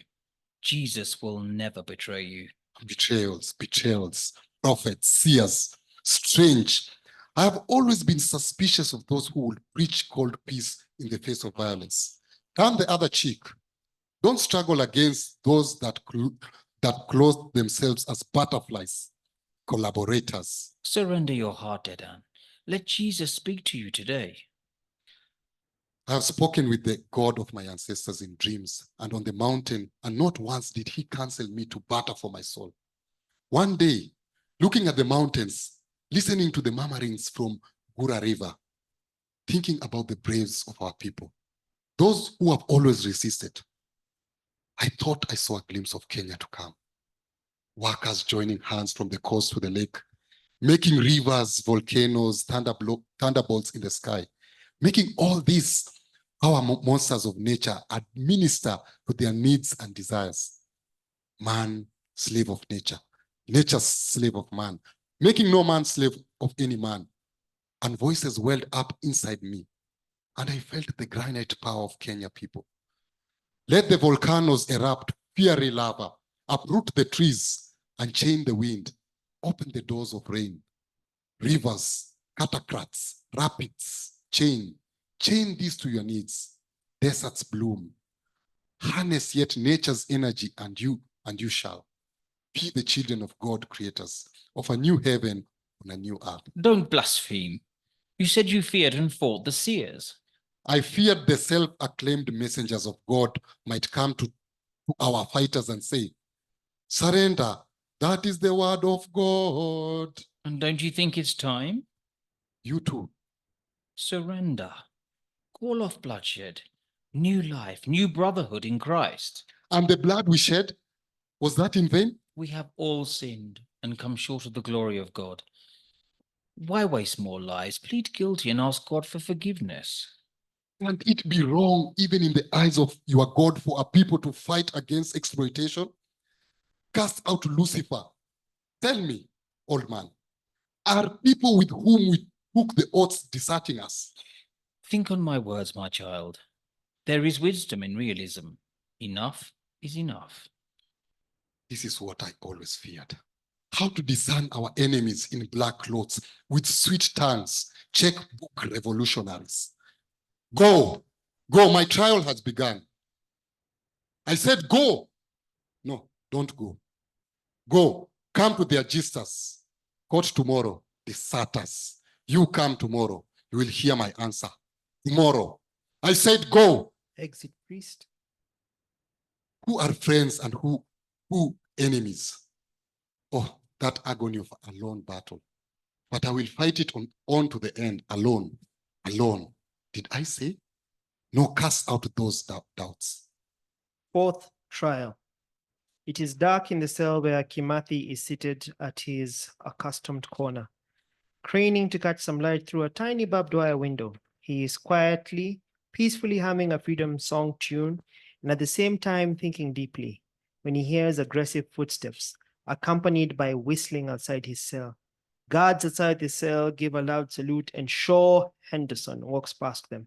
He is flanked by Waitina and two armed Kenya armed rifle soldiers. First and second soldier. Kimathi does not turn to acknowledge their entry. Fungua, Hesi. I want to pay my last respects to Prime Minister Sir Deding Kimathi. The guards and the second soldier laugh foolishly. First soldier wears a sad, serious face. The door is unbolted and Henderson enters arrogantly, provocatively. Well, are you in a better frame of mind today, Field Marshal? Never experienced greater calm. Your envoys have wiped the mist from my eyes. Yes, I have a clear vision. Oh, wake up, Kimathi. Stop dreaming. What more do you want from me? Sale of our people, land, sale of my soul, for a badge from King George, or is it the Queen? Shaw Henderson, trader with people's lives. Huh? Yes, self-appointed savior of our people. Listen and listen well. I will fight to the bitter end, protect our soil, protect our people. This is what I, Kimathi Wachuri, swore at initiation. Well, it will have to be from the hangman's rope, Mr. Field Marshal. Already sentenced, am I? How is it that for even-handed British justice? Listen, you crazy madman, I'm not taking any more sauciness from a stinking Mau Mau terrorist, do you hear? I have done my very best to save you. This democratic government has stretched its patience to its limits, but you are obviously beyond rescue. You play it rough, so you'll get it rough. Spare your threats for some other coward. You are wasting. Shut up, or I will shoot you dead in this very cell. For the last time, Kimathi, where is Mathenge? What am I supposed to say? Huh? Out there in the forests of Nyandarua or Kirinyaga fighting you? Or shall I go up in one of your aeroplanes shouting, surrender, surrender, surrender? One more chance and watch it now, man. Where is Stanley Mathenge? The second last chance. Yes, British justice. Look, it is no use show hand. Askari! Pande! Rats. This is not your forest kingdom, remember that. If you are a fighter, unfatten me now. Let us face each other man to man. Let us see which wrestler fells the other, you coward. Now really wild, Shaw Henderson strikes him again and again and again, using hands, legs, gun, and swearing as he strikes. Go on, Shaw Henderson. Lash on, slave driver. Bullying coward. Did any of your kind ever fight an even-handed clean battle? Right, Askari, remove him to the torture chamber and let Gatotia give him intensive treatment. Haraka! Ndio afande. Hey, are you a human being? What are you doing this for? Bastard black native, this oath has gone into their heads. Ready, boys? Ready? Set to work. Wanawatina will instruct you when to do what. Don't you worry, I'll do it myself. Lie down here. Waitina ceremoniously folds up his shirt sleeves and feels an enormous whip with tremendous appetite. Gatotia and the second soldier remove Kimathi's shirt roughly and lay him on the floor, still fettered. As Waitina lifts the whip, lights go off and the audience only hear noise from the torture chamber. Gradually, semi-darkness. In semi-darkness, we watch the miming of Black history going on against the torturing behind the scene. There should be as much harmony as possible between the action on stage and in the torture chamber. Waitina whipping and questioning simultaneously. Where is Mathenge? Where in your wild jungles is Stanley Mathenge? Matijawo, where? Where? Speak. Okay, he wants to talk. Leave off, Gatotia. Let him talk. What medal are you working for? Traitor, cast vermin. Continue, Gatotia. Teach him how to curse. Stop, Gatotia. Ready to talk now, Field Marshal? Gatotia, sir. Give him the hardcore electric treatment now. Yes, sir. Slapping Kimathi. Where are Madenge, Matenjago, and the remaining terrorists? Sign this letter and tell them to surrender. That I will never do. All right, then. I will show you. Groaning from the torture chamber, Waitina swears, abuses, and shouts at Kimathi as the job goes on. Kimathi, blood-stained, shirt torn, emerges from the torture chamber, kicked, pushed from behind. He can hardly walk. He falls on his hands and feet. Henderson, Waitina, and Gatotia and the two soldiers follow, holding some of the instruments of torture. They stand in a group except the human soldier who stands apart, slightly hiding his face in shame. Kimathi is obviously broken in body, but not in spirit. Now sign. Sign and surrender. He throws the piece of paper at Kimathi. It falls on the floor. Kimathi struggles to rise and now addresses himself to Gatotia and the soldiers. You traitors to your people, sellers of your own people. For what? Your own stomachs, a seat at the master's table, a bank account, a partnership in business, partnership to rob your people, murder your people for medals and leftovers. Our people will never forget you, but traitors. He takes the piece of paper. This, Henderson, for 400 years, the oppressor has exploited and tortured our people. For 400 years, we have risen and fought against oppression, against humiliation, against enslavement of body, mind, and soul. Tearing the piece of paper. Our people will never surrender. Throws the pieces in Henderson's face. Gatotia, soldiers, take him back to the chamber.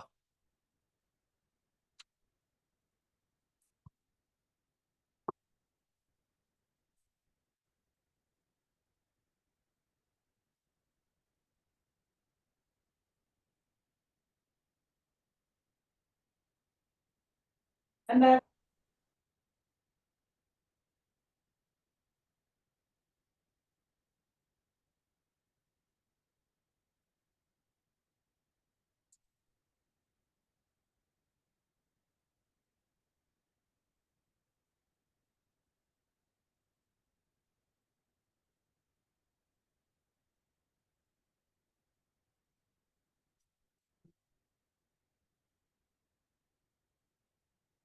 when Akimbati ascended into the mountain alone,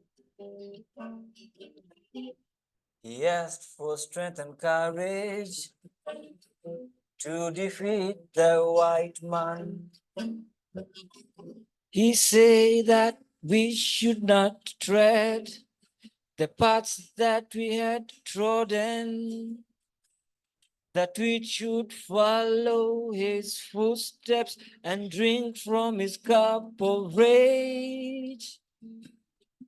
If you drink from this cup of courage, the cup that I have drunk for myself, it is a cup of pain and sorrow, a cup of tears and death and freedom.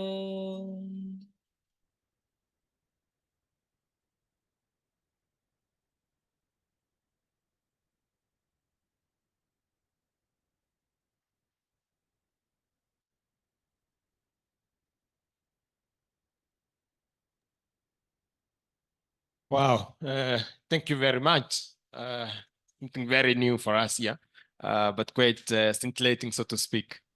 Asante sana. So without much ado, we have two discussants basically to give a critique of what we have been seeing here. Dr. Njokiwa Mai, I'm not sure if you are online, Daktari. I am. I am. Can you hear me? You can come on if you are ready. And then be followed by Judy Onyancha. Dr. Njoki. Can you hear me? Yes, I'm available. I'm here. Hello? Proceed. Oh, good. Can you hear me? Sure, yes.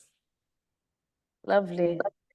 So thank you very much for the invitation to speak, Dr. Obongi and the entire history department at the University of Nairobi, my alma mater. So my name is Jokiwa Mai, and I am an assistant professor in politics and international studies at USIU.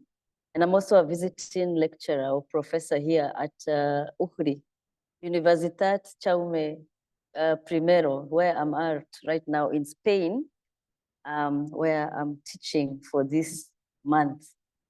So I wanted to first congratulate the, can I say the actors, the readers, but the performing artists who have brought Dedan Kimathi's life, I think not life, but the short time that during his trial alive, and brought it and brought it out so well. I think each of you really has done a good job at this. And I would want to speak to, how many minutes do I have?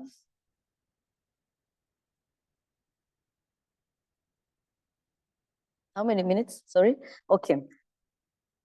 So, and I think the trial, looking at this, the book they're reading, the trial or performing the trial of Dedan Kimathi by Michere Mugo, Professor Michere Mugo and Professor Ngoge wa Thiong'o, who wrote this book and published it in 1979, initially with Heinemann Publishers.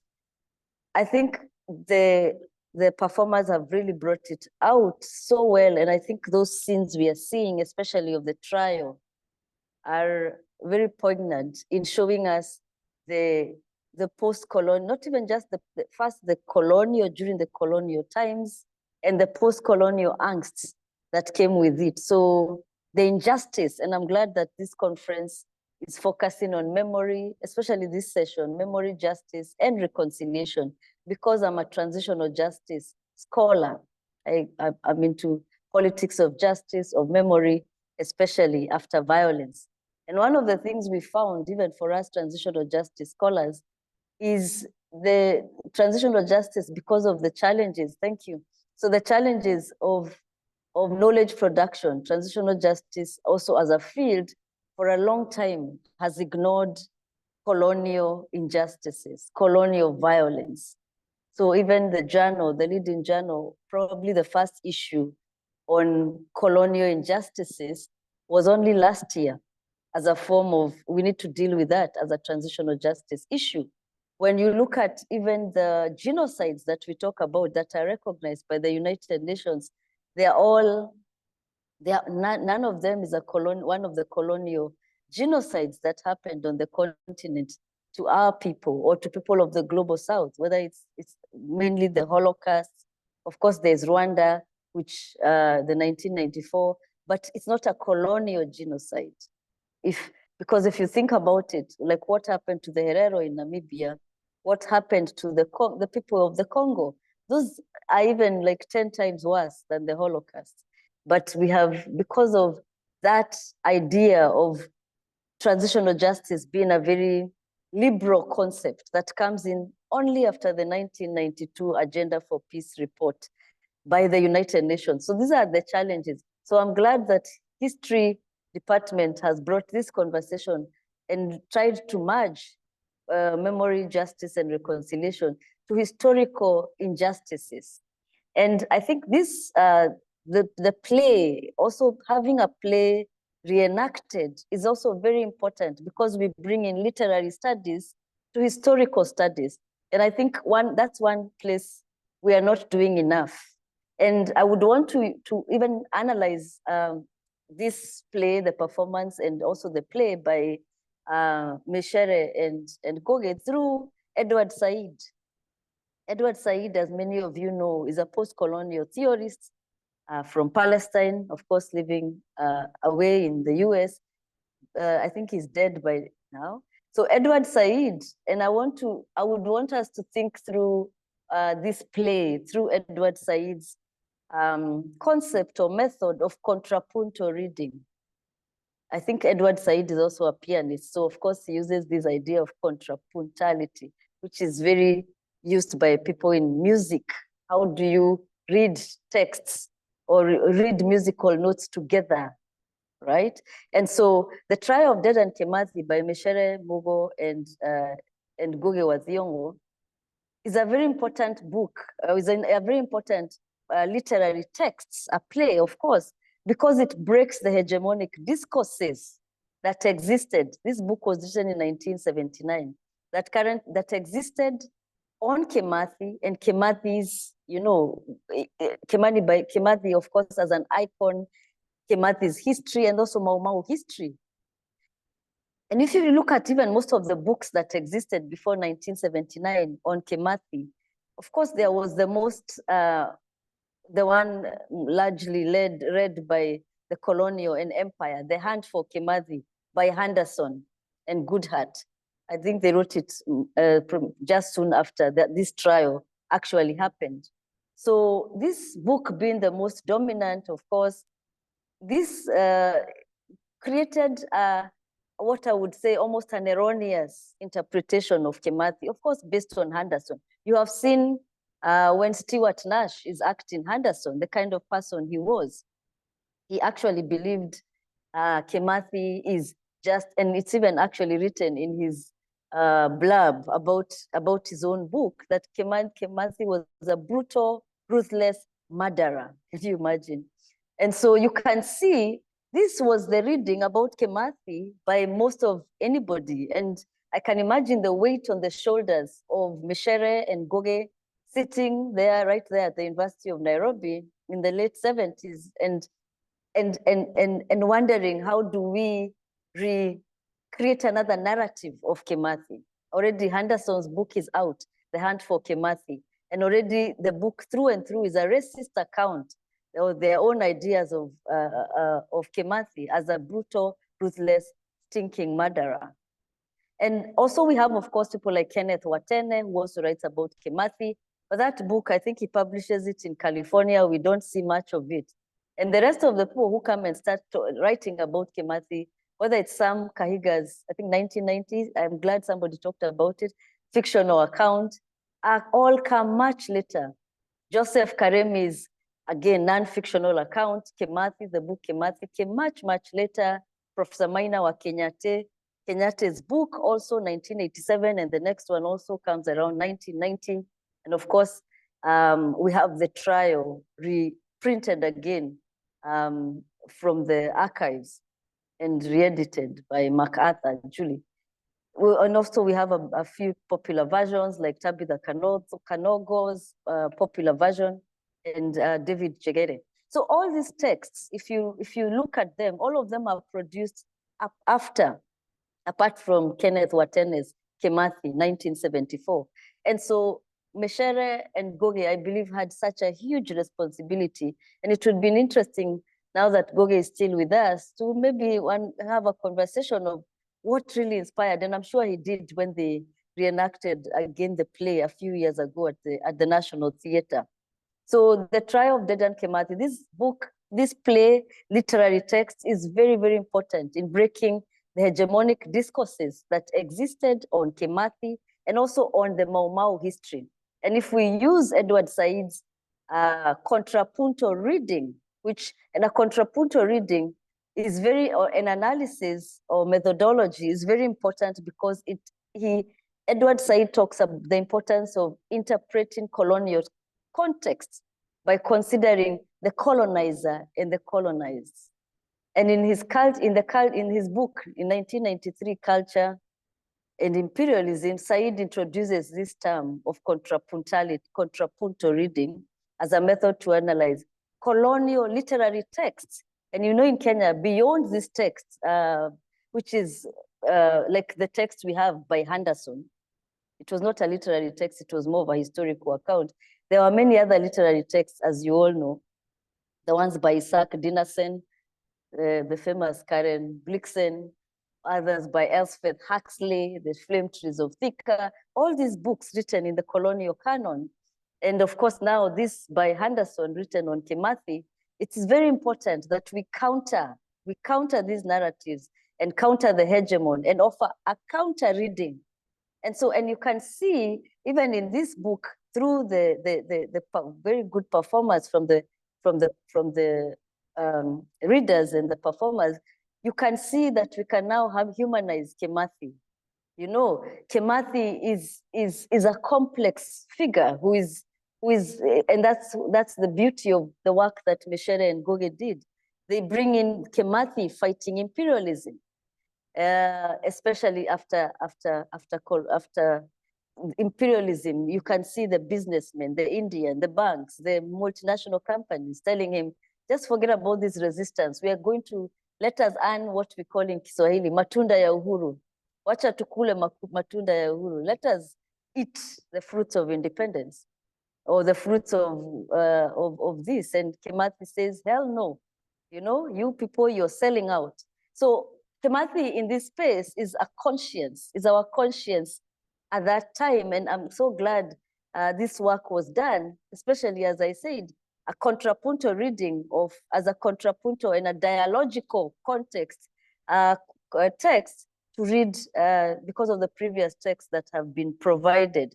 So colonial histories and also colonial literary texts, most of them need to, this kind of, need people like Meshere and Goge's work in this counter reading. And because we can't read empire as is based on the coloniality and the racism that it embodied.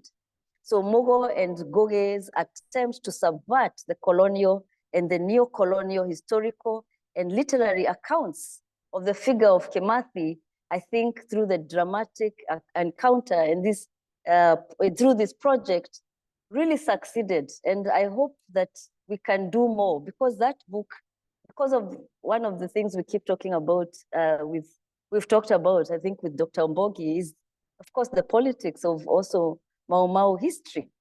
There's a reason why, you know, it was banned for forever.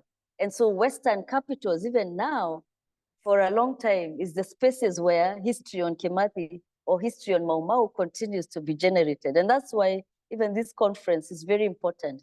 The first conference on Mau Mau was actually held at Kimathi University, where I come from in Nyeri, and I was very happy to attend it. I don't know, 2013, thereabout. And it's because even Mau Mau was banned before, during even Moi's time. So we also have a lot of work to do to unlearn, not just unlearn, but to create counter histories also on Mau Mau, create histories also based on our context and studying them from an African perspective, a decolonial perspective. Yeah, acknowledging that even Mau Mau has been studied despite the many years. It is the main places where Mau Mau knowledge is generated is still the West. And so through the University of Nairobi, I think annual conference, I think that's one way the conference, I think, also held in Karatina University and also in Dedan Kimathi University, to start unraveling that history and owning our own history on Mau Mau, because there's still so much to be written. Going back to the literary productions on Mau Mau and on Kimathi, I really look forward to, hopefully somebody can produce a film, invest in filmmaking on Kimathi, because this was quite a figure in terms of that we need to create into a biopic. And I think a lot of work exists, whether it is Sam Kahiga's fictional account or this counter narrative created by Meshere and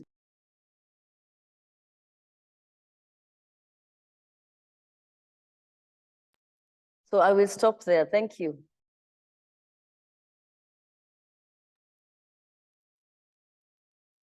Thank you, Dr. Njoki, for the incisive critique. Judy, I don't know if you are here. You would say something small on the same. Judy, I think from Department of Kiswahili. We are at the University of Nairobi.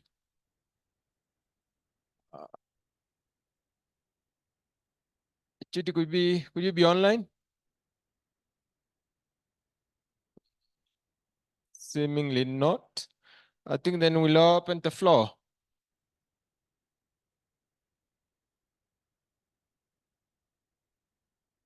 We'll open the floor. We are getting to the end of the day. So anybody want to say something about this book? And of course, what we've just heard here and watched. The work of Professor Ngui wa Thiong'o and of course the late Professor Michelle Mugo.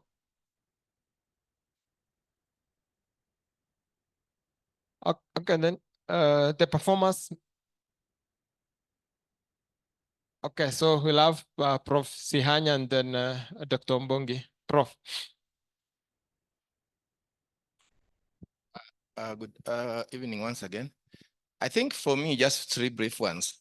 One, that was a good, an excellent rendition of what we know as the trial of Dedan Kimathi by Ngugi wa Thiong'o and Michelle Mugo. Number two is that some of us read it from when we were in high school, all the years. I believe it was published. It was performed at Festac Festival in 1977. So of course the publication came later, and there has always been debate about especially Dedan Kimathi, and that he has been misrepresented before. I think that was the main motivation, which Ngugi and Michelle Mugo said that there had been a misrepresentation of what Kimathi actually stood for.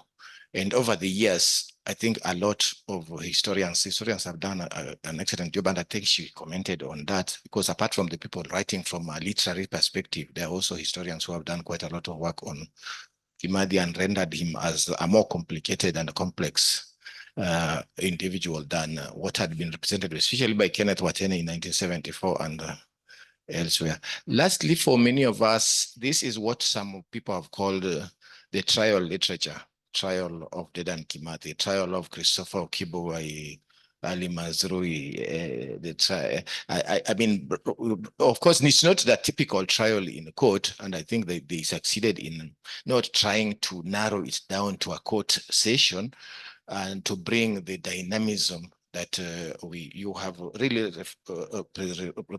presented very, very well on the sections and the way you avoid that, so that in the way that matter, to bring it not just a narrow legalistic trial on what did you do, what it was claimed you did, where is the evidence, who is right or worse, who is wrong. I think it's a very complex one, and we want to encourage you to continue doing this work. The more we debate our history, especially controversial history, the more we understand ourselves as a people, and the better a nation we shall be.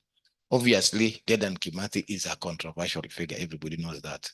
Yeah, I think even some people talk about the disputes between Dedan Kimathi and Stanley Madenge, and whether they had interpersonal or ideological differences, whether there were issues about fair trials and mistrials in the forest. Those are issues we will always, what did Dedan Kimathi think about a post-independent Kenya?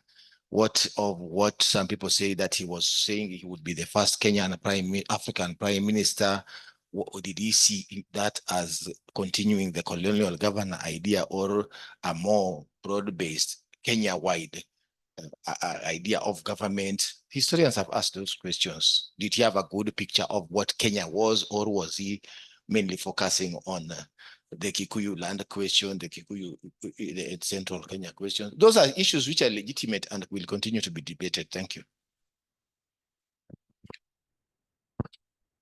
Mbongi. Thank you very much. As I have from where somewhere. Thank you very much for the reading of the trial of Dedan Kimathi. I read this book some years back, and I don't know about the rest, but it brings some level of energy, especially to read it at a very young age as I was when I read it. But recently I gave an interview to some journalists who asked me to do some comparisons between literature and history. Simply, I told this lady that the historians, we reenact the past through the interpretation of realities that have been captured in records, in memory, and all that. And the literature, they reenact the same past through the kind of artistry that you were doing today and imagination. Now, a very good friend of mine from literature called and said, oh, no, that is a historian's perspective of what we do. So I just wanted to ask you guys, what is your perspective of what we historians do, and where exactly do we do we meet? Because in the department at the moment, and our chair is here, we are running a series that encourages, interdisciplinary, multidisciplinary of the study of history and archaeology. We are bringing in friends from political science, friends from literature, and many other disciplines to say that we are not in an island. We are all dealing with social realities. It's only that we look at them from different perspectives. The more the perspectives, the clearer they become. So what are your thoughts? Okay. Okay, my brother. I think like historians and literature saying creatives can work together, because like both of us, like for us creatives, we also reimagine history and bring it alive in the contemporary world. Because sometimes we're looking at also the trial of Dedan Kimathi. We are still reliving Dedan Kimathi in our political context. Sometimes we say historians or also like writers are prophets, like they really prophesize the future. So like we like the approach that we can work together in a way. Yes. We're still in Mount Kenya. Is that what you say? We're still there fighting. We're still in the trial of Dedan Kimathi as a country. We're still, like, We're still on trial. But you didn't say what historians do. That your perspective, how do you look at it? Personally, I'm a fan of history, and I think the saddest thing is that we as the Black people have left the white man to tell our story. And for the longest time, before Prof and Doc came together, it was only the white man's side that was being told, you know. And I think that's the difference between your generation and our generation. You know, I've only read this thing for like a year now. And yeah, I think for all of you who have been in Kenya for the last 1 year, you have seen the results that my generation has brought to this nation. You know, we are sick and tired of our stories not being told from our own perspectives. You know, just it's the typical what he said, the 2024 Dedan Kimathi trial. You know, there are priests, you know, men of the cloth, the same people we saw 2 years ago at Bomas of Kenya, telling people to vote for this and do that, you know. And then they come back and say, you know, my kingdom is not of this world, you know, but yet they still do the Pharisee stuff and they collect the money and they oppress the widows, you know. I'm personally sick and tired of people going to church every day and they end up getting poorer and poorer every day. You know, I always tell people the devil is a white man's construct. Because when you came to Africa, we had our shamans and we had our traditional medicine, and we had our healing. Then the white man came and said, the devil is black and he has red horns, and there is blood coming from his, his blood-soaked teeth. But I think I truly admire Dedan, because if you read the Bible says the devil appears as an angel of light. That's not black, that's not darkness. For me, it sounds more white than black. Light, white, darkness, black. But anyway, I'm sorry for digressing. But yeah, I really, really think that it's time the historians should stop telling the stories from what they have learned from the white man's institutions.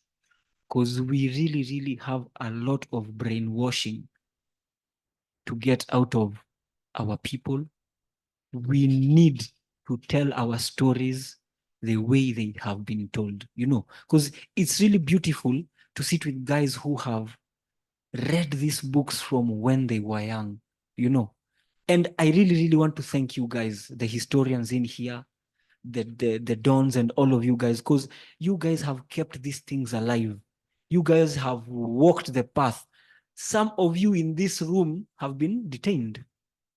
People have bled so that this literature can pass the Kenyatta government, can pass the Moi government, and reach a place where it is even available, So history guys, please keep on doing your job. If you guys need someone to come and sing about the history and write about the history, I have been doing a musical that I am going to launch hopefully in a month's time. And I really, really, really love the input of the historians, people like Esther, the other guys who are not in this room, who have really, really helped me with the material to get our story out, told from our perspective. Yeah, I'm sorry for blabbering a lot, but yeah, thank you.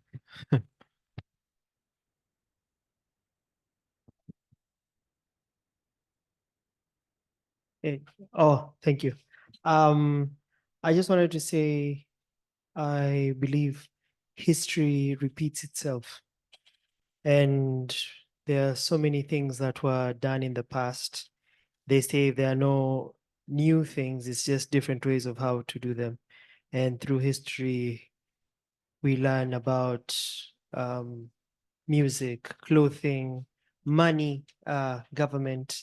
And I would just like if we could, going forward, be able to preserve our histories, whether they are the history that was brought or the history that was. We find ways on how we can preserve them. For example, in this play, see how we can use prose, poetry, plays, music, film. I'm currently waiting for Gladiator Part 2. I know it did not happen, but those things really, really make me happy in regards to what happened in the Roman Empire and the Greek Empire in the ancient African cultures. So history is important because we need to know where we are coming from so that we can know where to go. We can not repeat what mistakes people did in the past. Thank you.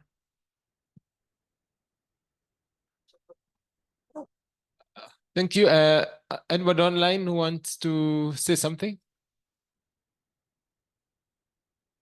to the presentation, or is it a performing presentation? Any other person? Okay, seemingly not. So, okay, then we come back here. Prof, again, just 1 minute and then. Just 1 second. I think that I agree with you that for a long time there was the issue of Mau Mau was also had a racist angle to it. However, I want to say that since I started reading deeply about Mau Mau in 1984, and I've tried to read everything published on Mau Mau, I've appreciated the following. And Dr. Kenneth Ombongi is a professional historian. I'm not. I'm a mere lawyer interested in history.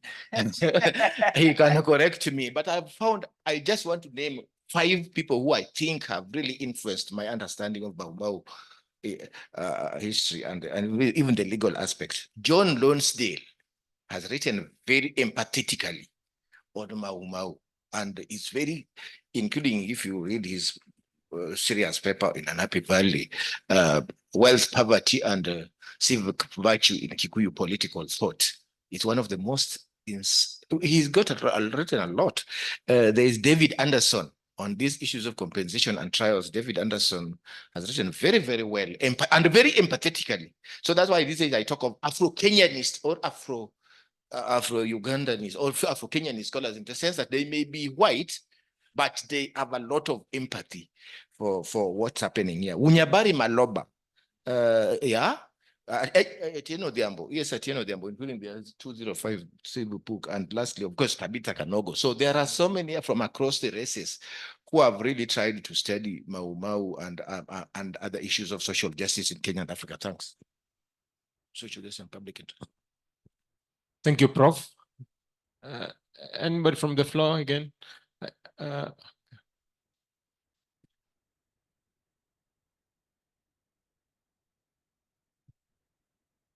Thank you, Mike Harris. I think I'm the only white Kenyan audience.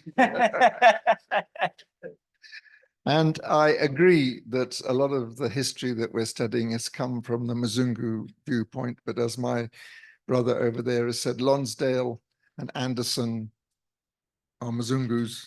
Lonsdale used to live with my family up in Eldoret, so I know that. Anderson, of course, we met here on the Koitalel thing, you remember? And I'm in touch with him. So yeah, it hasn't always been skewed. But I am fascinated by the relationship between Kimathi and Henderson. I never met Henderson personally, but I have met some of the white pseudo gang leaders. And of course, age-wise, there's hardly any of them left, okay? What fascinates me about that story, even if we go to Ian Henderson's book, which I agree is an autobiography, and it's completely one-sided. I'm not denying that. What completely I don't understand is that when the Mau Mau fighters were turned by whatever means, the loyalty between the white pseudos and the black Mau Mau previous followers is something that I'm trying to get my head around. Because if that relationship was based on some sort of torture, just remember the practicalities. I mean, I was in the army. I've worked for the Kenya police for 10 years recently. But when you go into combat under those sort of conditions, that relationship can't be based on torture or some coercion. Because look at the practicalities. Those Mzungu leaders would go into the forest with 10 or 12 ex-Mau Mau. Some of them had only come from the forest 2 or 3 days before. They would go in there, so, and these guys had arms. And there's not one single incident that I'm aware of where any of those Mzungus were murdered in the forest by the ex-Mau Maus.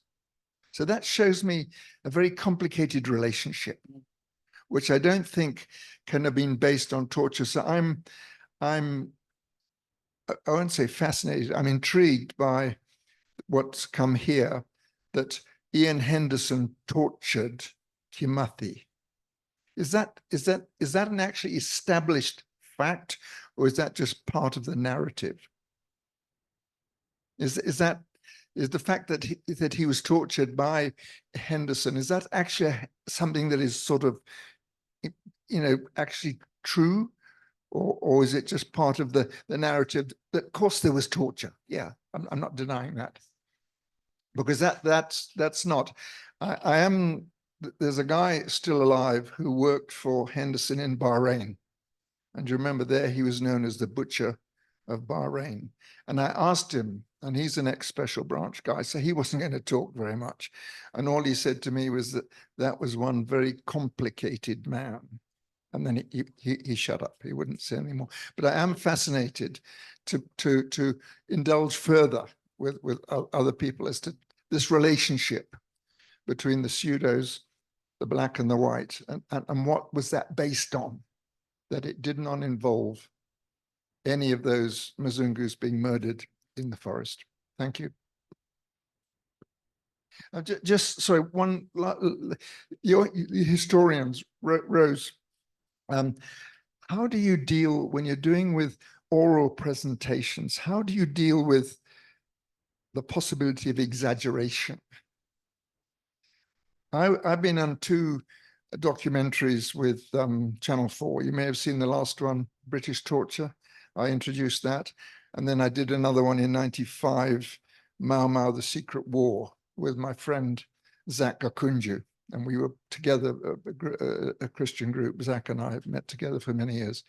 How do you deal with, when you're talking to somebody, let's look at it from both sides.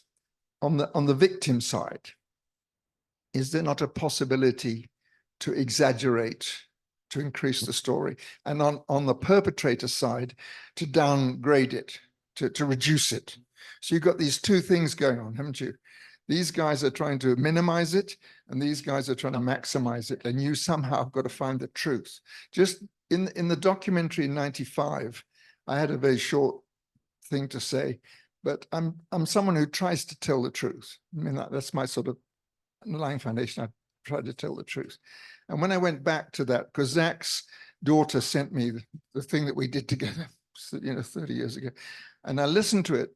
And on 2 things, I exaggerated. These are only fairly minor issues. And on one, I lied. And I'm thinking, if I did that on these fairly small issues, what happens when you're dealing with torture and all that sort of stuff? So I don't know how you historians deal with it. There was a massacre in 1895 of 500 people in the Kidong Valley. I think some of you historians have looked into that. Okay. 500 people were killed, Maasais, Swahilis, and some Kikuyus, and 1 Mzungu called Trader Dick. There are 3 official versions of that massacre. 3. Which is the truth? I've got no idea. Yeah. Okay. I just gave it to somebody. All right, I'll have a stab. I mean, one of the first things we learn about the historical method is to triangulate evidence. So we think about kind of all the different perspectives. And, we're not judges or lawyers, but we do have a kind of methodology around looking at different accounts and trying to unpick what might be the truth. And at the same time, I'm a believer of leaving some room for there to be a little bit of ambiguity or a little bit of subjectivity within the kind of history that, at least that I work on.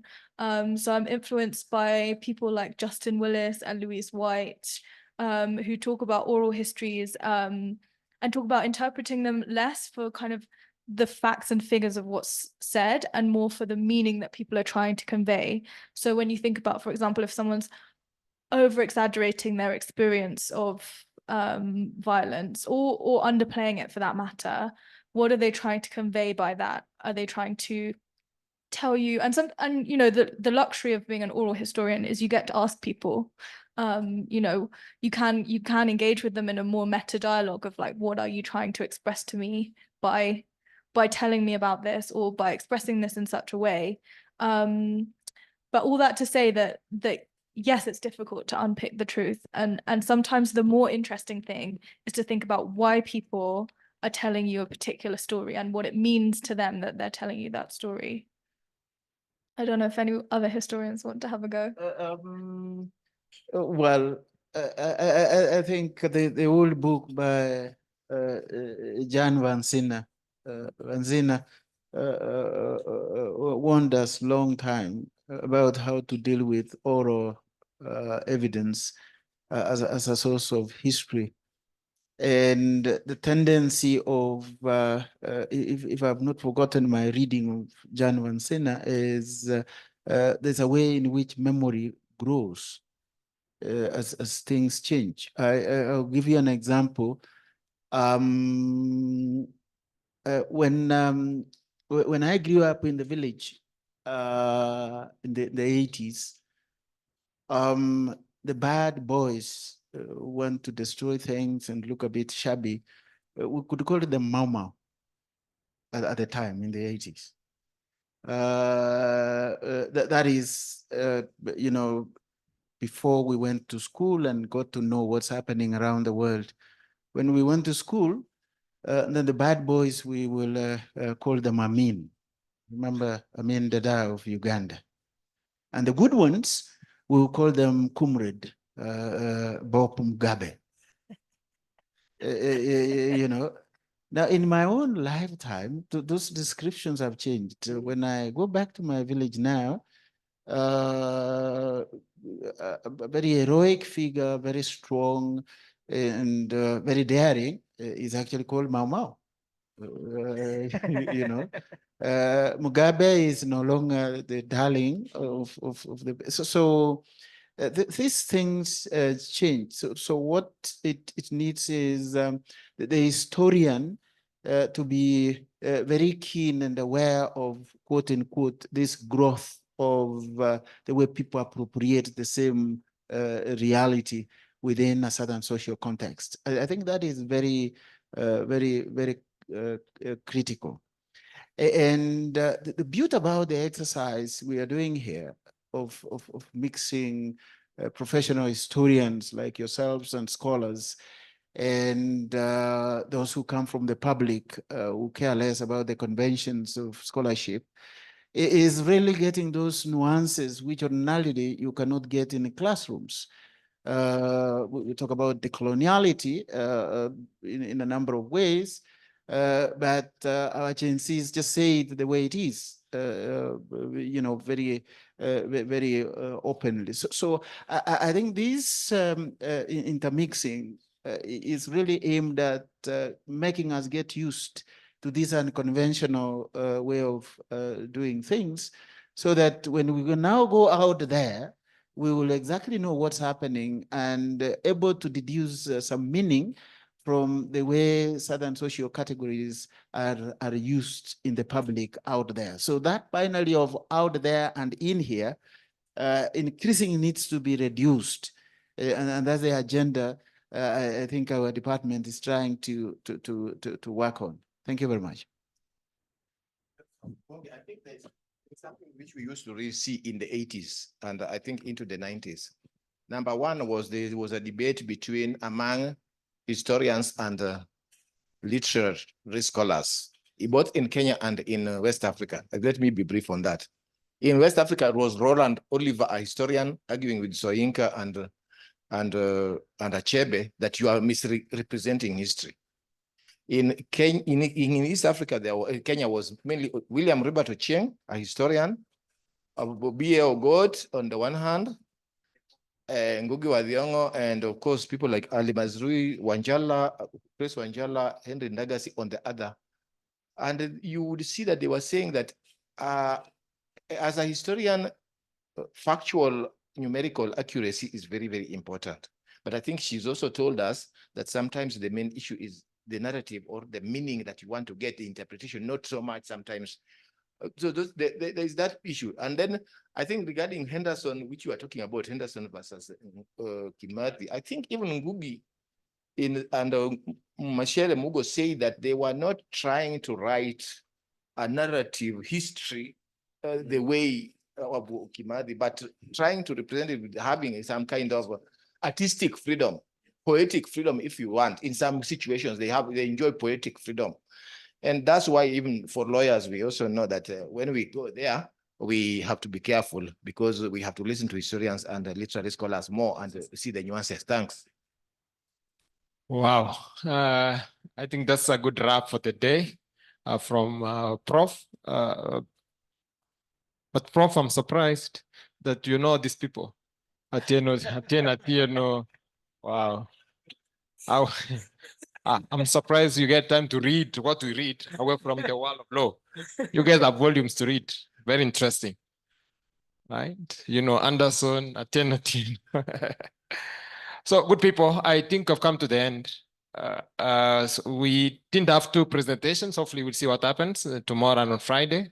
Probably maybe if they are ready, they'll be available, maybe they may be tucked in along the way. So I humbly now present this mic to the chair. Let me close the session by thanking you all for enduring these very heavy discussions. I think it's been an enjoyable day. And we look forward to seeing you tomorrow. We begin at 8:30. I didn't want to speak about the exaggerations and all that, because we're going to deal with that issue with two colleagues, one from South Africa and another one is from Kenyatta University. So please be on time, 8:30, and ask your friend and others to join us, either online or on site, so that we can keep engaging. Thank you very much, and have a good evening. Good night. Thank you.